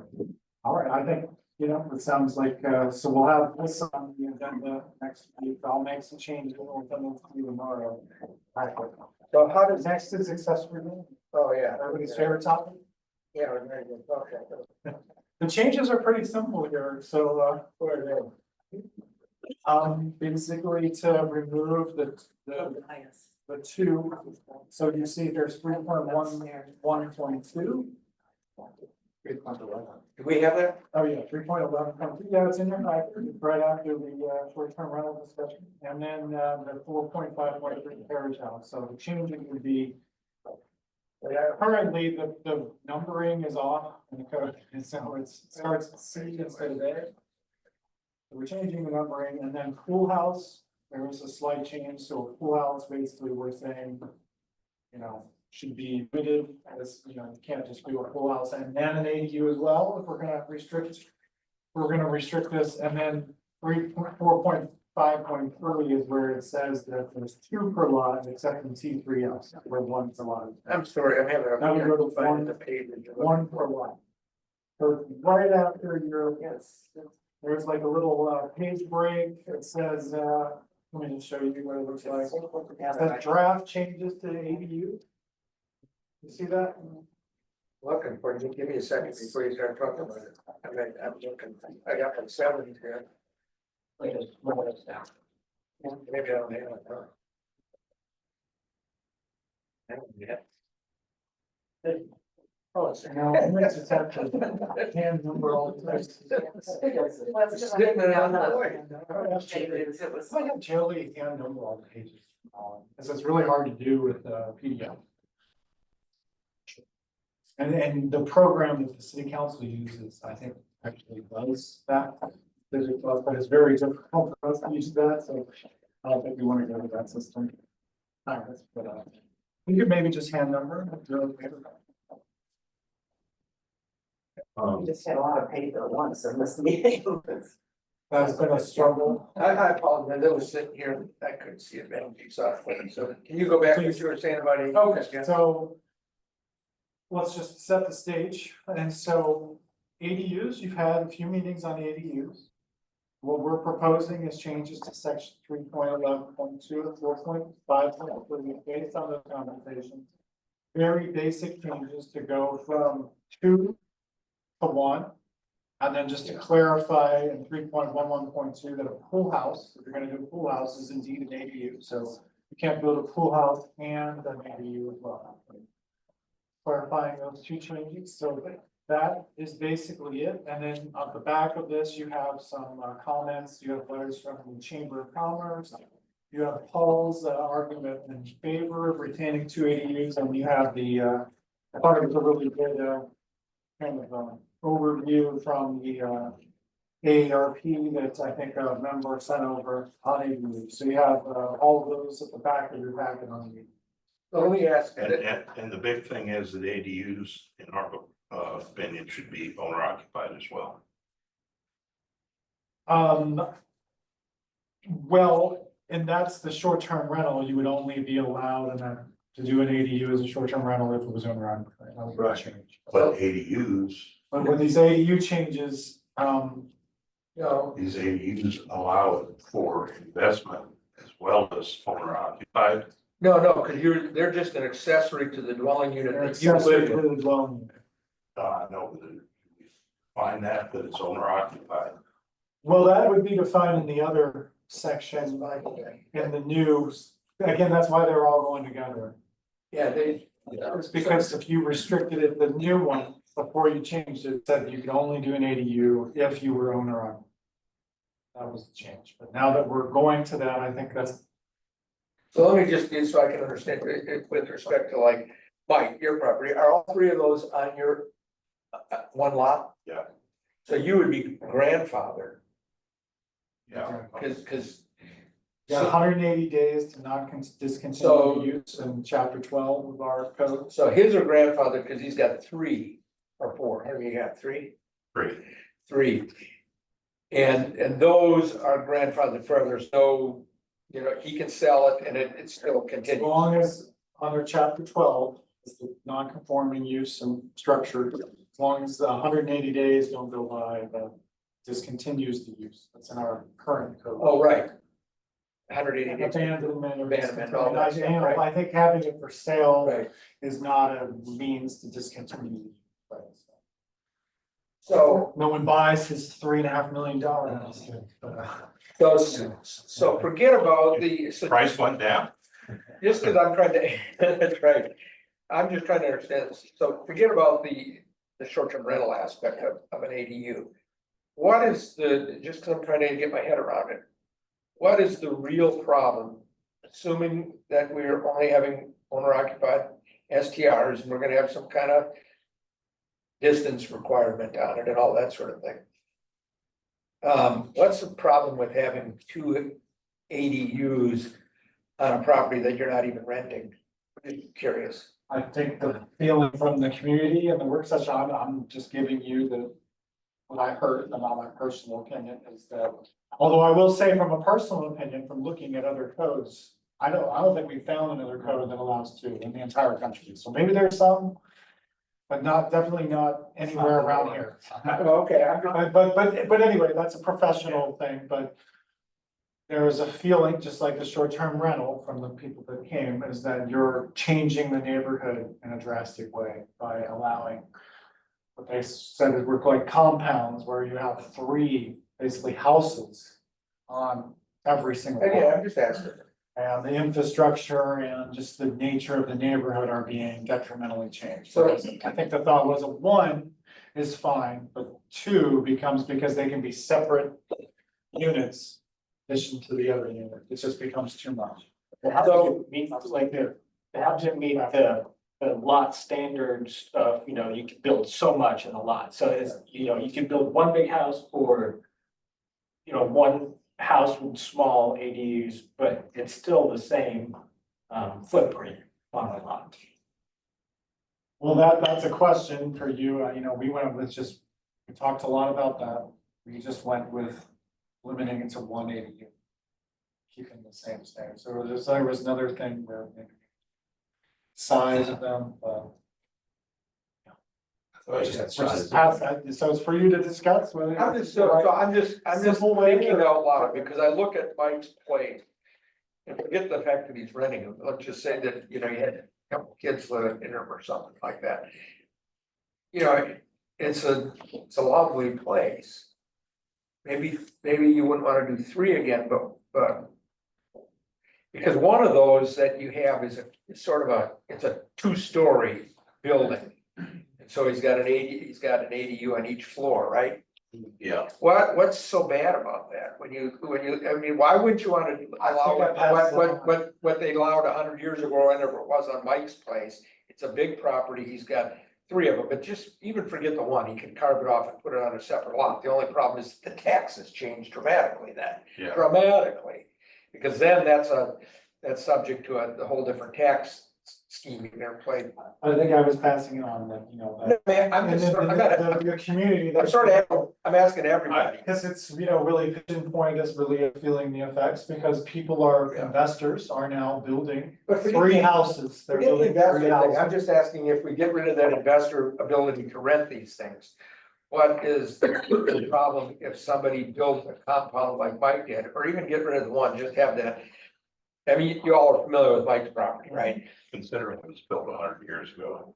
Yeah, but what if it's not, but it's such a beautiful Yeah, situation, why would you? but that's a specific place, I you know, know, in a typical suburban neighborhood. And You know, think about a typical suburban lot, if everyone had But a I'm- house and two houses in the back of them. I'm just passing this on, and that's what everybody is. I think people feel like that's too much. I mean, that's just. I'm that's the not asking what people feel is too, I'm just asking you. To somebody, I'm not even questioning it as much, I'm just trying to understand why we're suddenly saying.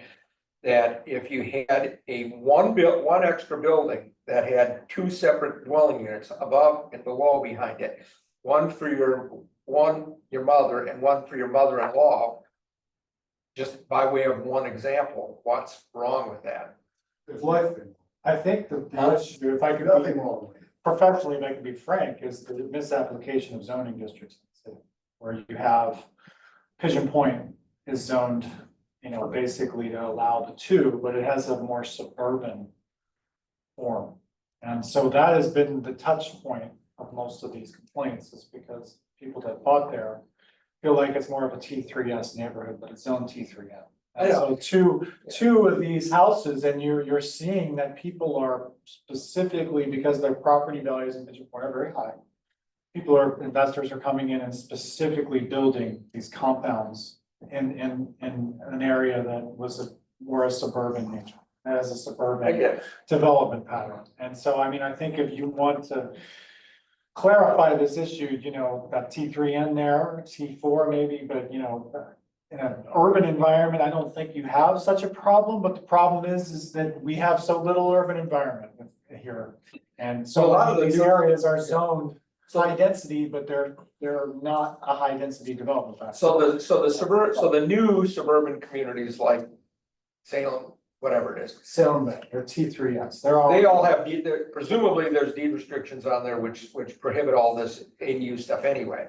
Yeah. So we have written most of my restrictions over years, because that's the way the developers want to sell them. But this is really that whole missing middle thing that we're talking about all over the country, isn't it? Yeah. And so it's not just Buford. I'm asking the question just because people are having this debate right now, is it a good idea or a bad idea to try to find ways for, there's all sorts of different categories of people, but for people to live in a dwelling unit, you know, that they couldn't otherwise afford. And they're not short-term, they're long-term. There's an owner on the property. That's what I'm talking about. What makes it so bad? If I ran into Benji's cousin and I ran into Clinton's cousin because I had an upstairs and a downstairs in a building like Mike has.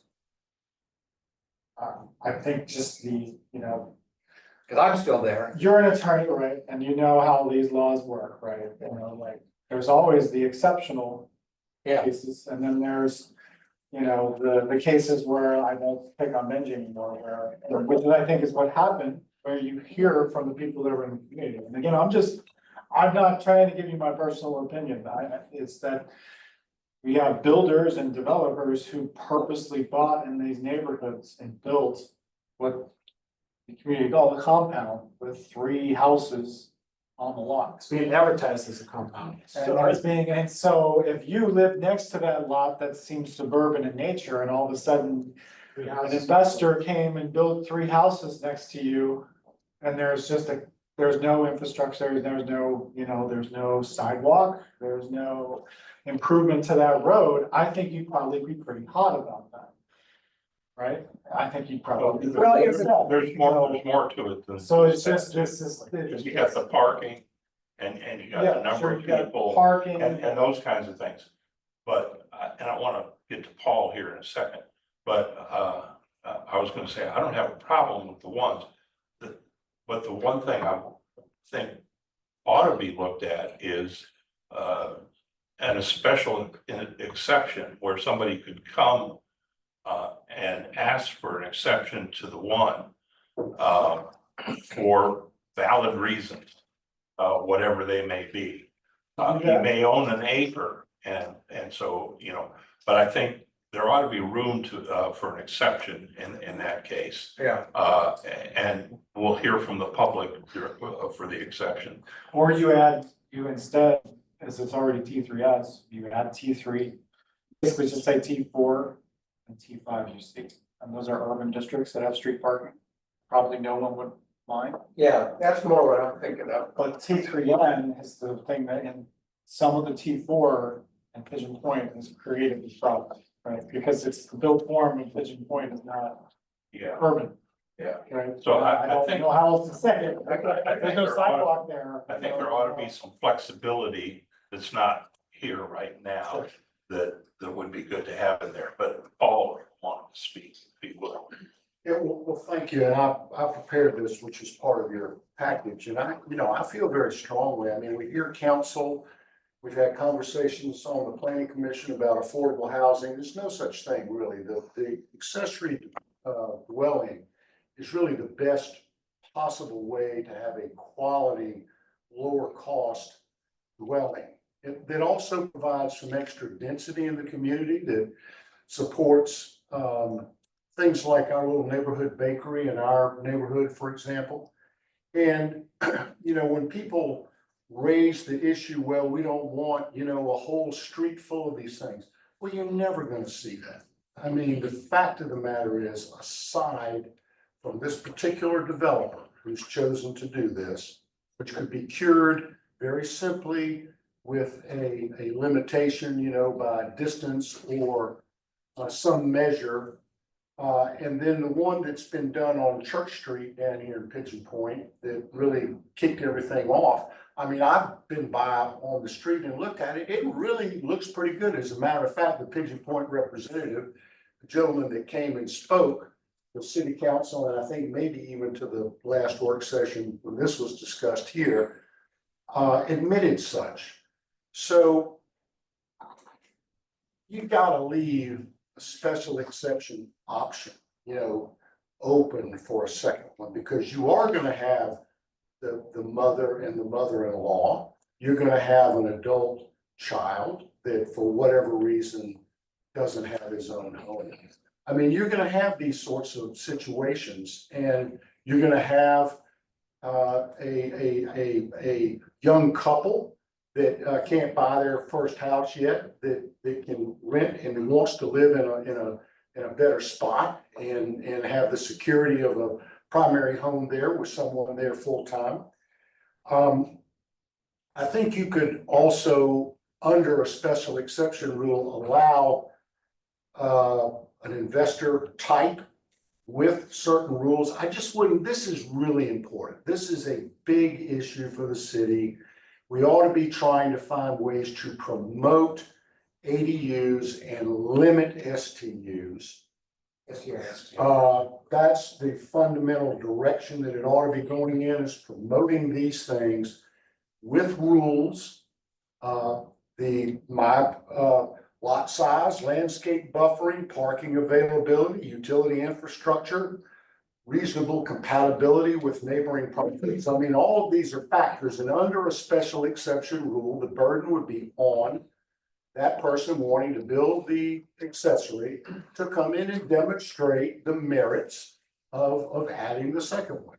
And I think that's just something that ought to be in the code. It'll be a challenge, but under the right circumstances, it would work for the owner and for the neighborhood and for the community at large. So please don't toss that one out. Yeah, right. Thanks, Paul. And the only thing I agree with that is what Paul started out with his first half of this conversation was all the different reasons that you might want to do it. Everybody will have 100 reasons. But our job is to take a look at this, like we were saying at our work session. You have to look at the master plan, what the heck's going on with the community, and what's appropriate or inappropriate. And all the other things that Paul just listed at the end of this are the things that we need to take into consideration. But I think we have to have the flexibility to be able to allow it into the community, regardless of the reasons, if it's master planned in an appropriate way. Another option, if 2 by right is too much for whatever reason, one option is second by special exception. Another option could be 1 detached and 1 either attached or in a carriage house, let's say override. That would reduce, let's say, the visual impact. Well, there's 3, you know, you'd say there's a big house, a little house, a garage. Wrong with that. That would be another sort of variation on keeping 2, but maybe scaling back a little bit, again, particularly on the visual impact, which may be a big part of it, so. Yeah.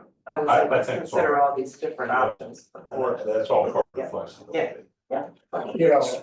So I think from what I've heard, a lot of the different options, but I think if we're gonna take all this together, we need to kind of decide, do you want to add districts that you want to add just the urban districts, that it's 2 could be allowed in an urban district?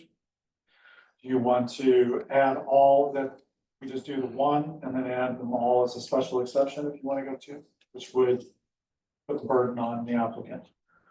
Or do you want to add, I think as Libby was just stating, that you want to add, or you keep it the way it is and then just add two only if one is attached to the house. Well, let me, first, if you're gonna have we do have the minimum side yard requirements, front yard requirements, and all that sort of stuff, which has a tendency to in addition to the size limitations here, that prescribes these things a little bit, because you're not encroaching into sides and all that sort of stuff. So some of these neighborhoods where you have really small lots, you can't practically fit a detached building because they would be encroaching into the yard requirements, right? And there's lot coverage too, remember that? Yeah, we do have an FAR or floor area ratio coverage thing that we also have to deal with. So those things are gonna be prohibiting factors. So we're mostly talking about larger lots, I guess, except here's the other thing, and this is a problem that I've been talking about in other jurisdictions for a while, is when somebody just decides that they wanna turn their garage. You see this sometimes into poor neighborhoods, they just convert the garage into a dwelling unit. Well, where parking go? Now you have everybody parking in the driveway. And if you're not, and if you don't have a good zoning enforcement regulation, you got them parking in the front yards. So that's something else to just think about, is because you can really ruin some of these smaller, less affluent neighborhoods where people are trying desperately to, you know, come up with a little extra income or house all sorts of people in a structure that's too small, and they wouldn't violate the minimum requirements, but I think we need to think about that. So parking really becomes an important issue. And then you gotta have the enforcement current on your staff, which is a question of how much you guys have the ability to enforce stuff. Or some of these neighborhoods that are not like the point, and We can enforce things, so it's just, you know, there's some sensitivity with the historic district. What do you think? yeah, no, I understand, but I'm saying, you know, assuming you got the ability to enforce these things, I tend to think that with good limitations, the 2 ADU thing isn't necessarily a problem, but we're gonna try to address the kind of things I was speaking to, and Paul was, which is whenever you have an owner occupied dwelling, whether it's short term or long term, it tends to be something tends to be better chance that it's gonna be better maintained than an absentee landlord, right? And so when people talk about trying to find ways to provide affordable housing, I kind of am on the side of ADUs, because I think that at least there's less chance the neighborhood's gonna decline than if you just have a lot of long-term rentals where there's no owner outside. I mean, there are communities that require only allow ADUs if it's a family. member. You have to kind of- Well, that's, you know, that's another, That's a very typical thing to do, especially for counties, but. well, maybe that's one of the exceptions for the 2 ADUs, is if it's a family member, you know. I just think, you know, what direction do you all want to go in? I just took the simplest thing, which is to go down to one, but, I think, you know, what do you all think? Do you want to restrict it based on the district? Because I think in this case, Pitcher's Point, these are all in T3N, I believe. Right? Let me go back to that one, I can just understand that. Was that an investor-owned property or was it owner occupied? They're investor-owned, you know, investors came in and bought certain lots and. My point is that the whole extra ADU thing goes away if we could eliminate non-owner occupied. The STR thing. Are they doing short? Well, term rental? or- well, I mean, if it's not owner occupied, he's not gonna have, It becomes the whole thing is an investment It property. becomes an enforcement issue because, you know. Mhm. You can.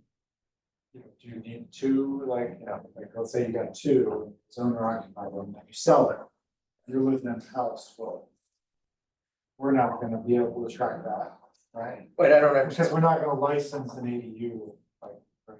It's not like a short-term rental, we're not gonna license an ADU. No, what I'm saying, my point is that if you're living on the property, it wouldn't make any, except for this possibility that we got distance restrictions, we're not worried about whether you rent them or whether you letting somebody live there for free. No, I think it's just the proliferation of them and the intensity of them in a neighborhood, right? All of these, as I keep saying, all these issues come from, this point was the complaint. Which was a non-owner occupied problem. If that had been an owner, it might not have been a problem. I mean, I guess, but I don't know how we're gonna regulate that, because again, More of an intensity issue, it's more of a creating too much. Density overall in one Even if spot, it's a big lot. but that's the problem, they weren't. Yeah, They weren't violating their lots. side yard requirements, yeah, I or don't front think, yard yes. requirements, or rear yard, they were I think violating. what the problem was, so he subdivided the overall parcel into. Four or five, it was a minor subdivision lots, and he had built the primary with the ADUs straight ahead, so that's how he developed the overall compound, basically, right? And so the neighbors were like, well, you're creating a density here by doing that. You know, Wait, I'm still not understanding, were they all on one lot? That's the only. No. Well, then it's not an ADU if it's on a different lot. Well, that's how he developed the lots, though. yeah, He built on each lot, one primary and one ADU. and then I did a bigger lot that had two acres. And then we have another investor that did, the same thing, took a house and turned it into three. So, I mean, I think to me, the issue here is you have a community that is not exempt from this and doesn't have an urban, right, doesn't have infrastructure for an urban farm. And, there's an expectation that they're not gonna have three houses next to them on every lot. That's right, well, that could be cured. And so that could be cured by removing that district that most of that neighborhood is in. We're just restricting because when you have an urban environment, right, if you have the downtown, you have infrastructure that you have the extra parking space, you have sidewalks and that doesn't, does that make sense? So, if every lot has three units and you built it with just a 2-lane road and no sidewalks and, This is what's the- existing. Yeah. People are not gonna be very happy after a while. This is the debate that's Doesn't going have on, the this is the capacity. debate that's going on in every suburban neighborhood in the country. As communities are trying to address what they call. That they often refer to this as the missing middle. They're trying to give opportunities. Like affordable housing. On adequately sized, single family lots so that you can address the problem of, lack of affordable housing. And, if all we're gonna do is limit these solutions to urban neighborhoods and not to suburban neighborhoods, we're not gonna solve much of the problem. Well, I don't know if it's our problem to solve. I think we have to deal with it. Well, the affordable housing issue is a big part of our problem to solve. It isn't just to protect the property owners, it's to try to Yeah, and help a that's community. true, but you do want to preserve the neighborhood and the character. You don't want it Totally. to tilt the ratio at where you're creating an overdense situation within a certain type of suburban style neighborhood, and now you're creating like spots within that are super dense that cannot actually absolve or, the density, the understand parking that. issues. All I'm saying That's that's. I why can't speak, I'm just saying, if you got one issue that there's ways that you to solve these intensity and density issues, and one is it's the. I call it floor area ratio, you refer to it as minimum parcel lot coverage. Yard setbacks, and so if a property is big enough, and we're saying that a ADU can only be this big to begin with. And it's not violating any of the setback or yard requirements or floor area ratio. Then I'm just wondering, is it really a problem to have? Well, I think I'm arguing, I guess, against this all the time, and I'm trying to see both sides, but. you know, to be frank, just like the short-term rentals, what we're seeing, in every case that this has happened, an investor has gone in and purposely built 3 houses on a lot in a neighborhood that did not exist before. That's suburban style Well, nature. he couldn't So- build 3 houses, he could only build, Well, 2 ADUs Yeah. and a primary, primary house. and it satisfied all the Lots other are big setbacks. enough that, you know, they can meet the overall, and you have established people that have lived in the neighborhood for decades. And they see, Well, the lot is, just and like, they're being rented just to like- other people, right? just from a- Because they're investors. just from a- And so if you see that next to your house, like, right, and you bought in a suburban neighborhood, you would probably but let me explain, the density is only a function of the number of refrigerators and stoves per unit. Okay, because when you start, as long as the total building structure mass on a property doesn't exceed the floor area ratio and it doesn't encroach into any of the required setbacks, the amount of structure is not too big for that lot per our zoning regulations. But as you well. So what know, happens traffic is, so, impact and no, another- no. There's 3 different No, let me families just- instead of one. let me just family. finish it. So if you just build a great big house that's right to those property lines, okay, with a 4-car garage, you know, and you happen to have an extra kitchen in the basement and you have, just because you got all, you're not in violation of anything. So when somebody starts cutting that piece, that same structure just into pieces, okay, and instead of having one great big thing, they have this pretty good sized one and these 2 little ones over here. But it's not violating any of the zoning regulations. I'm just saying by that one act alone, what makes it so bad? Because yes, you might have 3 independent living units. The mom and the dad living by themselves, the son living by himself, and the grandmother living by themselves instead of living in that combined structure. You know, but it isn't necessarily causing any other problem in terms of too many people living in the neighborhood I or would anything. disagree, because, you know, from an infrastructure standpoint, as you well know, each one of those is a separate family unit. So they're probably gonna have multiple cars instead of just one family, which is 3.8 people. So now you've tripled the density, you've tripled the impact on the water But each system, of those- you've tripled the impact on the sewer system, you've tripled the impact on the sidewalk, you've tripled the impact. If they're all on the- living in the same, if they're all No, living that in the is same that's building. completely incorrect, because especially I've worked in Colorado where everything is based on water. And it's, okay, so the impact on water on a separate house or ADU is dramatic compared to a single family just expanding the house. That's how it works. That's Now, the the way same with that- traffic impact, that's the same with The way that, all infrastructure. I know this too, and I've been dealing with it forever. So the normal way that a sewer district, which is the one that's concerned about water usage, deals with it, they have different formulas.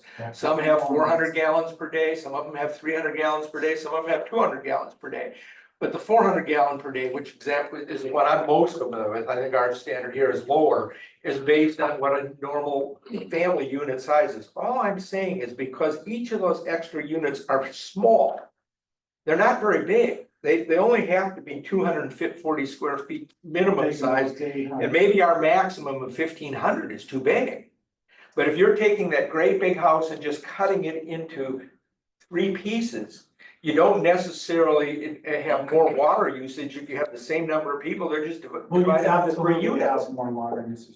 Okay, Absolutely, everyone wants, all right. but anyway, I think the point is like. Let me what bring do you it. wanna- It's a But- big, last thing is, it's a big issue, and the only reason to have the discussion is because this, once if we just move on and say, well, let's just do it as one. I don't care personally, I'm just saying, but the discussion is a big one that's going around the country, and you've just eliminated. And that's okay, you've just limited the ability to deal with some of these affordable housing issues, that's all I'm saying. In my opinion, I don't think you can go down to 1. That's where I am, that's just, All right, that's where I am. but if you put 10, if you took 10% of the privately owned properties, ADUs on those, I don't think it'd solve. This is what it looks like I don't think it'd solve the affordable housing in the back of the property. in the city. I mean, it might help, But all all that being said, we all have feelings about what should or shouldn't be done from a planning standpoint. But the issue that we have here is we've been given an ordinance and asked to take a look at the ordinance and what, what is or isn't gonna be done. I don't think there's no way that the community is gonna want any more than one because of the impact they've had. But there are other people in the community that would like to see too. I think the best thing for us right now, and we can always change, but if we allow the flexibility to go to, and we have the ability to take a look at the property and the density and all those sorts of things, and make a decision as to whether or not that's an adverse impact to that particular neighborhood or not, I think that the flexibility ought to be a good thing for us to try and accomplish. Do we do it as a special use, or do we do it as a? Yeah, I think that's what I think there's a lot of ways you can do it. You could look at the separate districts, like that's what I was trying to say, is that it seems like some districts might not be the best, if we could just add those districts, or you could just add special exception for any more than one. We could just add in every district, right? If it's a special exception, is there a board of zoning adjustment, I think? Only board of adjustment. And they have to meet the standards that they set in for special exception. And then the neighbors would get notified, they'd have the right to complain. Would they need a hardship for that, or? No, there's no hardship for a special exception. That's you have to basically prove that you're not creating like a negative on the neighbor. They get to make their case. So it's a non-hardship, or it's a non, what do you call it? It's not a hardship exemption, it's a non-impact exemption. Non-negative impact. That's right. Are there typically standards that have to be met, that should be in the ordinance in order to be considered by the ZBOA in those circumstances? I mean, there are special exception requirements. You could do that. You could maybe just saying that this is in Pigeon Point, that's where most of the issues come from. You could restrict the T3N. Maybe the special exception in T4N, which I think there's a little bit of that. And there's a T3N in a lot of places. But I think that the site density, size of the property has a lot to do with it. That has nothing to do with, whether you're in a T3N or a T4N. Right. So I don't think it has a relationship to zone here. It has a lot to do with the lot sizes and what neighbors think, I guess, and that's the whole thing about special exceptions, right? Yeah. So I don't.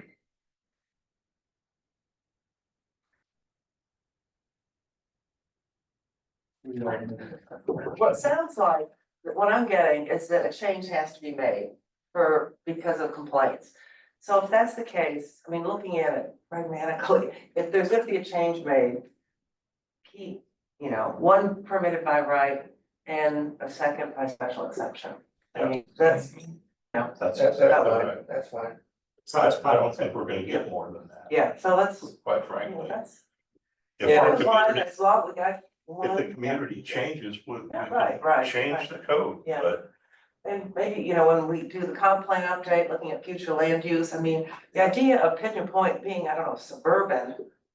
I don't know, I mean, we're evolving and change, so I don't know, but that's a whole different thing, but I think one by right, one by special exception, and hopefully we're The good way to it's go. built. Yeah, Right. yeah, Doesn't have right, stuff yeah, like right, stuff like yeah, that.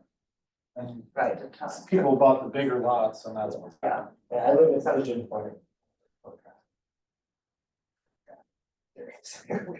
So does that sound I'm reasonable? fine with that. All right, Does Pinpoint have sidewalks everywhere? Is that why you? In some areas. Some areas it does, Yeah. but so the areas that don't, people think it isn't urban, but it's more urban than most. And it's a convenient place, you can walk downtown. Yeah. Go up to Starbucks, bike to here, bike it's to. like, Right, that's where we want people to live. right. Yeah, exactly. And it's becoming, because of that, the property values have gone way up. And so, Yeah. when investors like, hey, I can, won't want to pay more money for this house So I'm gonna try to get more return, right? And so I'm gonna do that by putting into a. But I mean, this is a side issue, but it's interesting. It sounded like this developer was able to do what they did, and including, isn't there an alley in the back? Yeah. Yeah, I'm sure that's not, I mean, that was an extra expense. They were able to do that maybe because they were able to put an accessory dwelling unit with each lot. So I mean, that's a good idea too. I mean, we allowed 4 new households to move into our community, a place where we want them to live. I call it, I don't say density, I talk about neighbors. You've got new households The that are complaint neighbors. on that particular one, I believe, had to do mostly with a big wetland that was to the rear of the site. And structures were, borderline encroaching into that area, and the owners of the area that included the wetland were concerned about people going down, and, I mean, I think they even said something like being bitten by an alligator. I mean, this was the sort of thing that they were saying, so that was. I didn't really hear anyone else complain about that particular development, other than the adjoining property owner there that had the pond. And we can't say from looking at everything, we're starting to get a lot of ADUs. Because the cost of construction and Yeah, property is so yeah, high, most of our new houses are coming with a. Yeah. I mean, it's, when you say, I would say probably half. I think it's a good trend. That is a terrific trend, I think. I mean, it's. Okay, so we're gonna do one ADU and special exception For the second, for the second. yeah. You sure you don't wanna exempt out any district like T5 UC, because that's very urban. Can you do single family anyway? I mean, I think it can do. That's probably best, just to make it simple. What kind of role? Let me just ask, does people like that 50% of the footprint of the primary unit? That's a little bit bigger, allowance than I'm used to seeing. Is that the way it's always been? In our code, but some codes it's 30%. Yeah, that's 35%. But think about, we've got a lot of, I mean, not a lot, but I'm sorry to interrupt. In some of the neighborhoods down near North Street Extension, some of those units down in there are 800, 950 feet. I live in a house that's just a little under 1,100 square, so we've got a lot of smaller houses, existing housing stock that the 50% allows it, 15%. a reasonable place, but it's not like, No, and then is the Yeah. 50, then there's the 1,500 too. that was the, right. Is that? Knowing that. No, that's why there was a cap to maximum size. Yeah, I'm just saying, is that maximum too big? Well, that's, I don't know. If anything, That's something probably to you think could consider increasing, if you wanna go down to 1, increasing it a little bit I think that's something. we can- Increasing the 1,500? Well, because we have a lot of the 800, 900 square foot houses, Oh, you're saying increase the increasing 50%. Or increase the 50%? Or a With no certain size. If you're under like 1,200 or 1,000 square foot house, maybe you could build a slightly larger. Yeah, I wouldn't go above that. 65%. Maybe 60. I don't think I'd go above that. I was concerned with the 1,500. Well, there are a lot of times arguments from property owners who say that 50%, it doesn't meet the threshold to meet that return on their investment. They need more than that to kind of get over that as a specific, Because they have 1,000 square foot, because of the primary buildings are so small in the space, 50% is, in a lot of cases, actually not enough for them to reach a certain minimum standard on the EU square footage. Well, once you start getting above 50, then it almost looks like you got 2 houses instead of a house and an ADU on a property. I guess where it becomes difficult, if you have like a 1,000 square foot house and you want a 2-car garage carriage house, you can't do it. Because that's more than 50%. Well, that's true. And we get that all the time. At the same time, then, you really change the scale of that lot and a house. Small house, and it's like you got 2 houses on. That's right. We thought about Yeah. that, but we didn't. Well, even with an 800 square foot house, a 400 square foot ADU is, you probably would never even dream of asking for a special exception for a second there, but a 400 square footer is more than sufficient. Works fine.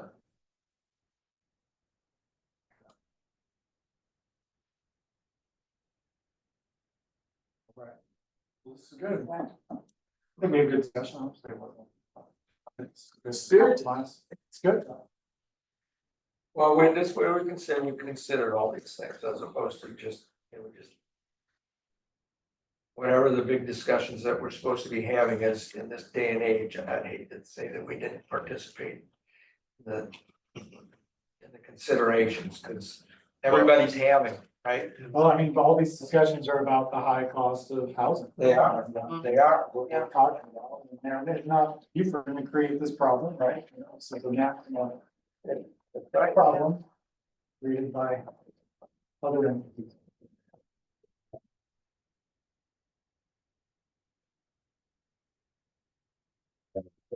Real estate is not moving very quickly these days. Anyway. There's a correction going on for sure. No doubt. Price changes. All right, so to be clear, we'll make these changes, send this tomorrow to your ordinance forum for your vote next month. Oops, that sounds good. Text. Next Monday is the planning commission because it's the third Monday and the first was last Monday. So we're getting all of these on Tomorrow. oh. So what time is our meeting next week on Monday? Okay. I will be coming back from Wilmington, North Carolina, but You can always go. I won't be here. So, okay. Are we not gonna have a quorum? Oh, no, I'll be driving from Wilmington back here. Where's Bill gonna be here? But we'll. Yes, I have breakfast hit the road. Have you 4.5 hours. confirmed? We'll have a confirmation. Yeah. Now, the next work session, do you wanna talk about? Like, what you wanna start on like multifamily, you wanna start on that, you wanna start on? What would you like? This was the big thing, ADUs and short-term rentals, now that's, you wanna go back to chapter 8? Well, we're the ones that pushed it up to the top of the agenda, so it's our fault, right? No. So. Is there a more compelling subject to discuss than some other subject? Well, I think 2, 3, and 4, we're gonna go together. Seems like the major discussion right now is multifamily. Probably, And what about it? Just curious. seems like there's a lot of controversy about it, but The design, Oh, no, just all aspects of yeah. The over the blood of apartments. well, I don't think that's the code issue that's a, Well, there is a code issue relative to that. what are we thinking? I mean, I just, Well, I don't know, I haven't really looked at it, but 2, 3, and 4 all tied I together. mean, I know that so- there've been some issues relative to the layouts of these Yeah. places, because we've had a terrible time. With some of these subdivisions that never got to a hearing because they just couldn't seem to figure out how to lay this thing out. Well, again, that's a function of our form-based code. No, I know, and that's the one I would probably be interested in, is how can we, if we have places where apartment complexes ought to go. Or whether they're already permitted as a matter of right, we shouldn't make it quite so difficult where they can't ever design these things to work. You know, we can't necessarily make every apartment community look like downtown Beaufort in terms of, internal private parking lot patterns that mimic a street pattern in the central. Historic district of Beaufort. well, my question is, are we already overbuilt? By the time everything's occupied, are we overbuilt on apartments? The only way we deal with that is downzoning, get rid of some of these apartment districts. But I maybe guess. the issue is, apartment complexes, garden apartments, maybe we're overbuilt, but maybe we're not overbuilt on the missing middle, maybe a fourplex would be a great thing to see on Rebo Road, wouldn't it be not, that's a 4-family, right now that's multifamily. Mhm. So I think it'd be interesting to see what Port Royal, have a presentation on what Port Royal is doing. I mean, I think they've divided their multifamily into different categories.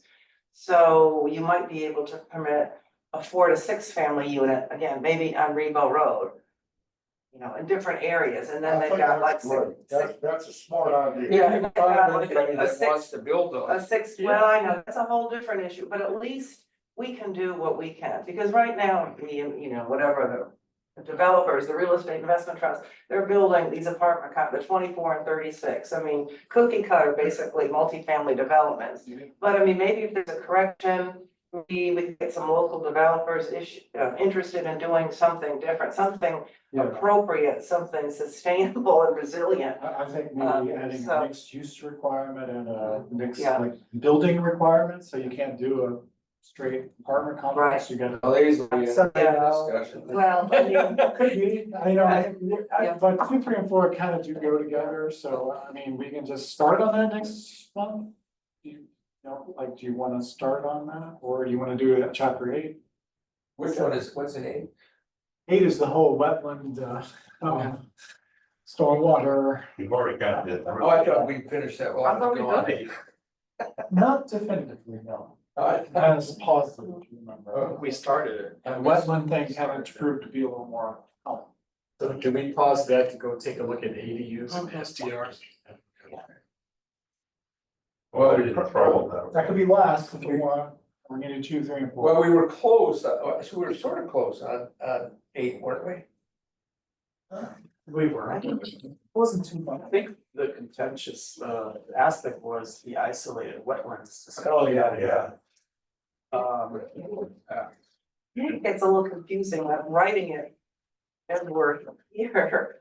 I mean, to me, it's a little easier to react, you know, let the professional staff write it and then come back and say, oh, well, 25 isn't right, it should be 26 or something, but not, that was difficult for me when the whole thing was being written as we speak with different voices and, I mean, Confusing. Well, I agree, it's hard, Yeah. that's where so, it's. yeah. but giving this, you know, professional staff direction, we want to protect wetlands, we want to protect tidal wetlands, non-tidals, we think the buffer should be 50 I or. think actually we did get a draft from you guys, Yeah, we got. and then we got kind of off on the discussion of whether to protect these things at all or not. That really was, came down to the big issue, wasn't it? And that's what led to the creation of the map that staff provided that showed where Right. all the wetlands are in Buford. So I guess I just, you know, do you wanna go back to chapter 8 or you wanna start on chapter 2, 3, and 4, which are the meat of the code, right? You know, that we start, you know, it's uses and the design of the uses, right? So. We all.